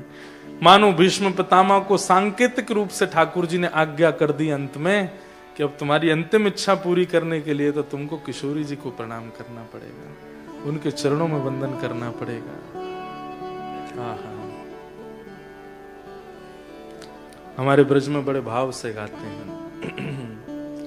ओ मन भूल मत जइयो राधा रानी के चरण, मन भूल मत जइयो राधा रानी के चरण। ओ मन भूल मत जइयो राधा रानी के चरण, मन भूल मत जइयो राधा रानी के चरण। ओ राधा रानी के चरण, महारानी के चरण, राधा रानी के चरण, महारानी के चरण। राधा रानी के चरण, महारानी के चरण, राधा रानी के चरण, महारानी के चरण। मेरे मन भूल मत जइयो राधा रानी के चरण, मेरे मन भूल मत जइयो राधा रानी के चरण। मन भूल मत जइयो राधा रानी के चरण, मन भूल मत जइयो राधा रानी के चरण। वृषभानु की किशोरी सुनी गैया हूत भोरी, वृषभानु की किशोरी सुन गैया हूत भोरी। हे वृषभानु की किशोरी सुन बैया हूते भोरी, वृषभानु की किशोरी सुन गैया हूत भोरी। प्रीत जान के हो थोड़ी तो है राखेगी शरण, प्रीत जान के हो थोड़ी तो है राख। मेरे मन भूल मत जइयो राधा रानी के चरण, मेरे मन भूल मत जइयो राधा रानी के चरण। मेरे मन भूल मत जइयो राधा रानी के चरण, मेरे मन भूल मत जइयो राधा रानी के चरण। ओ राधा रानी के चरण, श्यामा प्यारी के चरण, राधा रानी के चरण, श्यामा प्यारी के चरण। ओ राधा रानी के चरण, महारानी के चरण, राधा रानी के चरण, महारानी के चरण। मेरे मन भूल मत जइयो राधा रानी के चरण, मेरे मन भूल मत जइयो राधा रानी के चरण। मेरे मन भूल मत जइयो श्यामा प्यारी के चरण, मेरे मन भूल मत जइयो श्यामा प्यारी के चरण। ओ जाहे श्याम उर हेर, राधे राधे राधे टेर, जाके श्याम उर हेर, राधे राधे राधे टेर। जाके श्याम उर हेर, राधे राधे राधे टेर, जाके श्याम और हेर, राधे राधे राधे टेर। हो बांसुरी में बेर बेर करे नाम से रमण, बांसुरी में बेर बेर करे नाम से रमण। मेरे मन भूल मत जइयो राधा रानी के चरण, मेरे मन भूल मत जइयो राधा रानी के चरण। मेरे मन भूल मत जइयो श्यामा प्यारी के चरण, मेरे मन भूल मत जइयो श्यामा प्यारी के चरण। मन भूल मत जइयो राधा रानी के चरण, भूल मत जइयो राधा हमारे रानी के चरण। ब्रज में एक सूरदास थे, सूरदास सबने सुने हैं नाम, पर उनके अलावा एक और सूरदास थे, उनके नेत्र नहीं थे। सूरदास वही जिनके नेत्र नहीं। तो सूरदास युगल नाम गाते थे। युगल नाम किसको कहते हैं? राधे कृष्ण कृष्ण कृष्ण राधे राधे, राधे श्याम, ये युगल नाम जपते थे। इन पर दया करके एक दिन ठाकुर जी प्रकट हो गए। प्रकट होकर बोले, बाबा अब डट जा, मैं आए गए हो तेरे सामने, देख ले, मेरो दर्शन कर ले। सूरदास जी बोले, सूरदास बोले कि जय जय, अकेले क्यों आए हो? श्री जी को संग नहीं लेके आए? ठाकुर जी बोले, मैंने इसको नेत्र तो दिए नहीं, इसको दिखा कैसे कि श्री जी नहीं आई हैं? तो ठाकुर जी बोले, अरे बाबा, तो ये कैसे पता कि श्री जी मेरे संग नहीं आई हैं? बगल में ही ठाड़ी हैं तो दिखना है रही हैं। तू तो आंधरो है ना, अंधो है तो कैसे दिखेंगी? बगल में ही खड़ी है श्री जी। तो वो सूरदास जोर से हंसने लगे, हंस के बोले, मुझे मत बनाओ, मुझे पता है श्री जी नहीं आई हैं। तो कैसे पता कि श्री जी नहीं आई हैं? बोले, क्योंकि इतनी देर हो गई आपको आए हुए, अभी तक मैं अंधा ही हूं। श्री जी अगर आई होती ना, प्रकट होती, सबसे पहले आंख दे देती बिना बोले। ये प्रमाण है कि श्री जी नहीं आई है। ठाकुर जी बोले, रुक जा, ये बात तेरे मेरे बीच की है, ठीक है? मैं श्री जी बुला रहा हूं, देखूं आते क्या होगा। बोले, देख लो, मुझे विश्वास है यही होगा। आते ही अगर जैसी उनकी दृष्टि मुझ पर पड़ेगी, मेरा सुनेंगी बाद में, मैं बोलूंगा बाद में, उससे पहले तो नेत्र मिल जाएंगे मुझे। ठाकुर जी बोले, ठीक है, तो शर्त लगी? बोले, हाँ ठीक है, शर्त है। बदले में क्या दोगे? ठाकुर जी बोले, हर दिन हम दोनों युगल प्रकट होंगे, जब तक तू जीवित रहेगो तो दर्शन देंगे, अगर श्री जी ने ऐसा कर दियो तो। बोले, हाँ ठीक है। ठाकुर जी ने पुकारा किशोरी जी को, हे राधे वृषभानुभूप तनये, हे किशोरी जी, हे श्यामाजू, हे लाडली जू, प्रकट है जाओ। आहा, जैसे ही ठाकुर जी ने पुकार करी है, तभी एक पुष्प प्रकट हुआ, और पुष्प की कलियां जैसे ही खिलने लगी हैं, विशाल होती चली गईं, और उस पर तप्त कांचन गौरांगी श्री राधे वृंदावनेश्वरी जैसे ही प्रकट हुई हैं। प्रकट होते ही किशोरी जी ने सामने उस सूरदास को जैसे ही देखा, ठाकुर जी बुला रहे हैं, पर ठाकुर जी को ने जैसे ही नेत्र खोल करके सूरदास को देखा, तुरंत किशोरी जी ने नेत्र बंद करके दोनों भुजा उनके नेत्रों पर फेरी, और उनके नेत्र प्रकट हो गए। और जैसे ही नेत्र प्रकट हो, फिर बोली, हाँ श्याम सुंदर, आपने बुलाया था हमको, बढ़िया किया आपने आकर के, हार गए हम तो, अब क्या करना है? सूरदास जी के जैसे ही नेत्र खुले, दोनों युगल को देखा, चरणार बिंदों को प्रणाम करके दोनों के वरद हस्त को अपने सिर पे लिया, और फिर अंत में बोले, श्याम सुंदर, जो हमने बात कही देख ली ना, ये हमारी किशोरी जी हैं। आपसे कहना पड़ता है, इनसे कहना नहीं पड़ता। ये तो दीन दुखियों के जैसे ही कुछ अभाव को देखती है ना, इतनी दयामयी है, इतनी करुणामयी है, तुरंत प्रदान कर देती है। ये हमारी किशोरी जी। अब अपने वचन ने भैया, जब तक मेरे प्राण जीवित हैं, अरे भैया, दर्शन करने के बाद दुनिया के हर भक्त की इच्छा होती है अब मेरे प्राण चले जाएं, पर मेरी तो अब एक ही इच्छा है कि मैं इतना लंबा जीऊं ताकि हर दिन आपके दर्शन करता रहूं, क्योंकि ठाकुर जी ने वचन दिया है, ये रोज आएंगे मेरे पास। हो ब्रज में, हाँ ब्रज में, हो ब्रज में रतन राधिका गोरी, ओ ब्रज में रतन राधिका गोरी, ब्रज में रतन राधिका गोरी, ओ ब्रज में रतन राधिका गोरी, ओ राधिका गोरी, राधिका भोरी, राधिका गोरी, राधिका गोरी, ओ राधिका गोरी, राधिका भोरी, राधिका गोरी, राधिका गोरी, ओ ब्रज में। जाहो।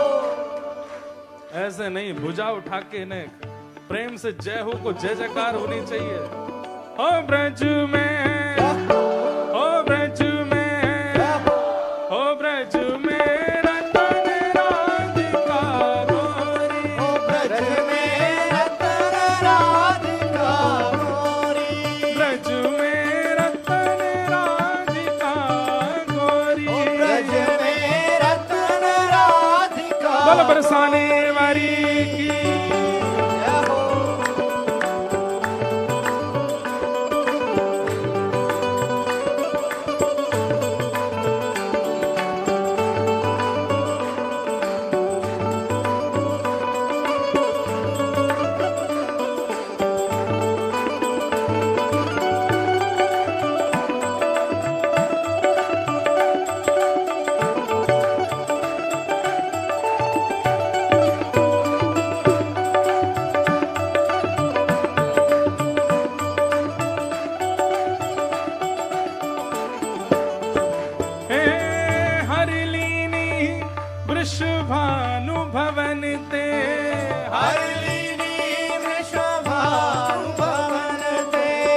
हरिलीनी वृषभानु भवन ते हरिलीनी वृषभानु हे वृषभानु भवन ते वृषभानु भवन वृषभानु भवन ते वृषभानु भवन हरिलीनी वृषभानु भवन ते हरिलीनी वृषभानु भवन ओ नंद सुवन की जोड़ी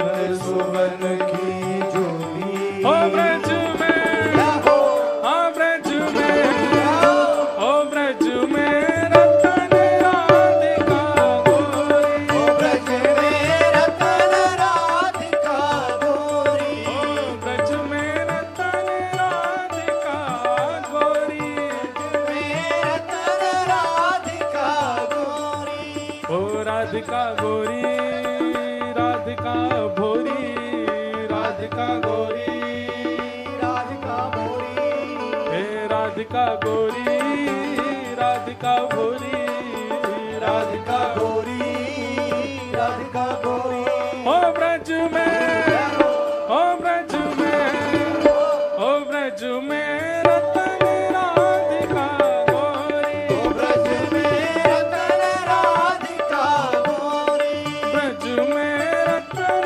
राधिका गोरी ब्रज में रतन राधिका गोरी ओ कृष्णदास प्रभु गिरधर नागर कृष्णदास प्रभु गिरधर नागर कृष्णदास प्रभु गिरधर नागर कृष्णदास प्रभु गिरधर हे नागर प्रभु गिरधर नागर गिरधर हे नागर प्रभु गिरधर नागर गिरधर नागर प्रभु गिरधर नागर गिरधर नागर प्रभु गिरधर नागर हे प्रभु गिरधर नागर प्रभु गिरधर नागर कृष्णदास प्रभु गिरधर नागर हे कृष्णदास प्रभु गिरधर नागर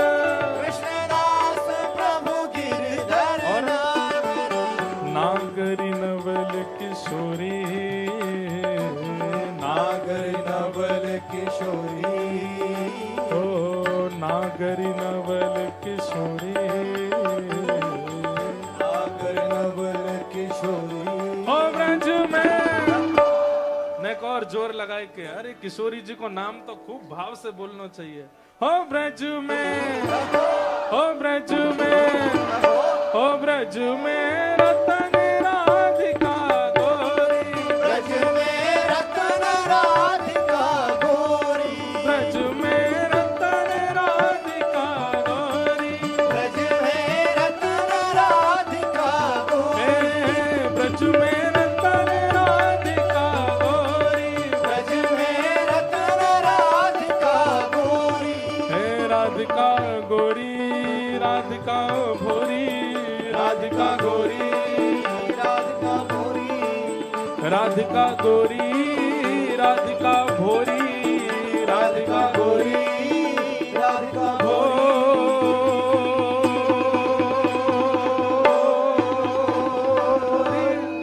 ब्रज में ओ ब्रज में जो सबसे ऊपर उछलेगा वाकू भागवत जी की एक माला मिलेगी चलो हो ब्रज में भैया कहीं ये हॉल वाले शू नहीं करते हैं आपको हो ब्रज में एक बार लास्ट बार और हाँ हो ब्रज में हाँ भाई हमको विनर मिल गया है सुन लो सबसे ऊंचा ये लाला गया था ये लेके आओ इनको दिखा तो दो कौन है एक बार सबको करके दिखाओ हो ब्रज में ले देखो है ना सबसे ऊंचा लो भैया इनको पहना हो ब्रज में हो ब्रज में हो ब्रज ब्रज में रतन राधिका गोरी, ब्रज में रतन राधिका गोरी, ब्रज में रतन राधिका गोरी, ब्रज में रतन राधिका गोरी, सब ते सुघड़ राधिका गोरी, सब ते सुघड़ राधिका, जय राधे राधे राधे राधे, श्री राधे राधे राधे राधे, जय राधे राधे राधे राधे, श्री राधे राधे राधे राधे, वृषभानु दुलारी, राधे राधे, वृषभानु दुलारी, राधे राधे, हरिवंश प्यारी, राधे राधे, हरिदास दुलारी, राधे राधे, अति भोरी भारी, राधे राधे, साने वारी, राधे राधे, कृष्ण प्यारी, राधे राधे, राधे राधे राधे राधे, राधे राधे राधे राधे, राधे राधे राधे राधे, जय राधे राधे राधे राधे, जय राधे राधे राधे राधे, राधे राधे राधे राधे, जय जय श्री राम, जय जय श्री राम, जय जय श्री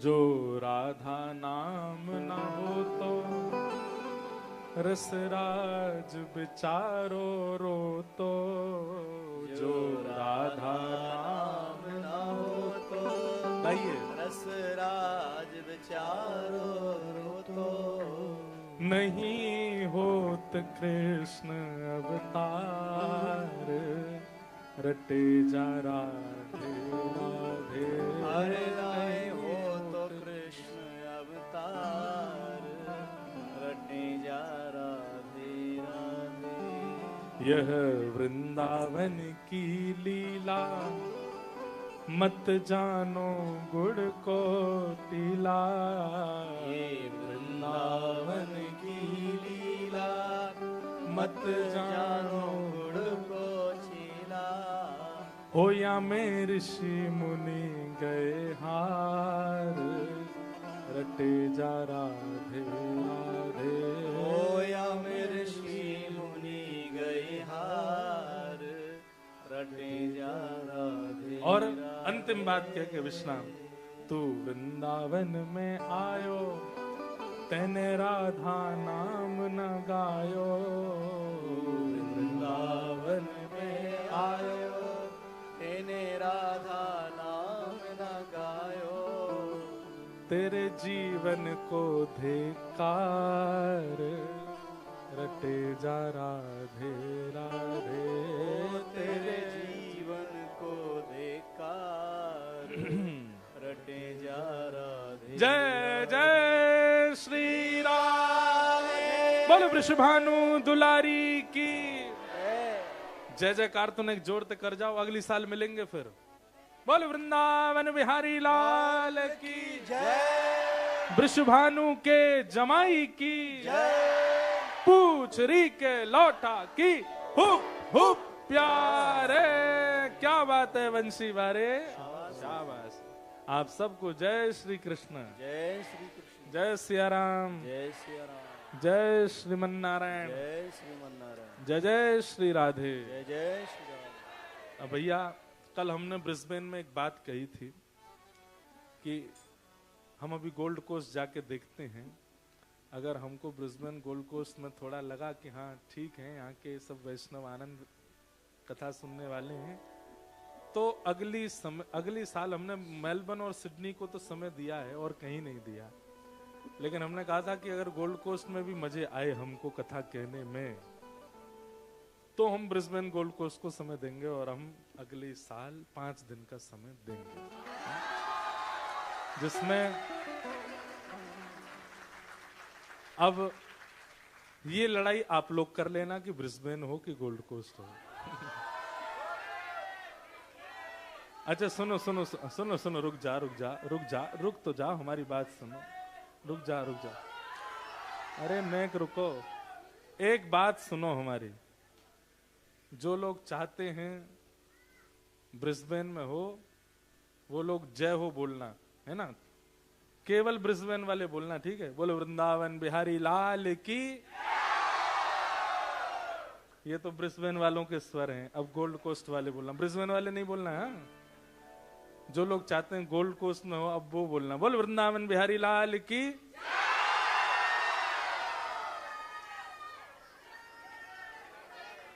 है? सुनो भाई, ये हुआ क्या है? ये ब्रिस्बेन वाले भी बोल रहे थे क्या? है? तो फिर सुनो, ऐसा होगा है? नहीं नहीं, मैच जो कह रहे हैं ड्रॉ नहीं करना है, तो एक काम करते हैं, टॉस कर लें, हैं? वाह, ये बात बढ़िया लगी हमको। तो एक काम करते हैं, 3 दिन ब्रिस्बेन, 2 दिन गोल्ड कोस्ट, ठीक है? अब लेकिन शर्त उसमें एक चलेगी कि चाहे ब्रिस्बेन हो चाहे गोल्ड कोस्ट हो, अटेंड 5 दिन करना है ना? तो अगली साल का ऐसे क्रम रखेंगे। आप सब लोगों को जय श्री कृष्ण, जय सिया राम, जय श्रीमन नारायण, जय जय श्री राधे। वाह, धन्यवाद, राधे राधे।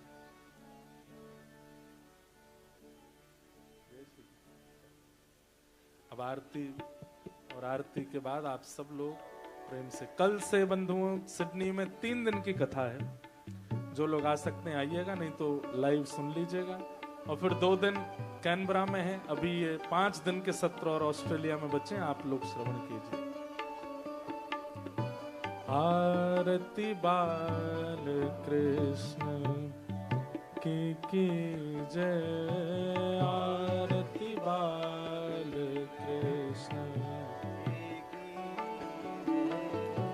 अपनो जन्म सफल कर लीजिए, अपनो जन्म सफल कर लीजिए। श्री यशोदा को परम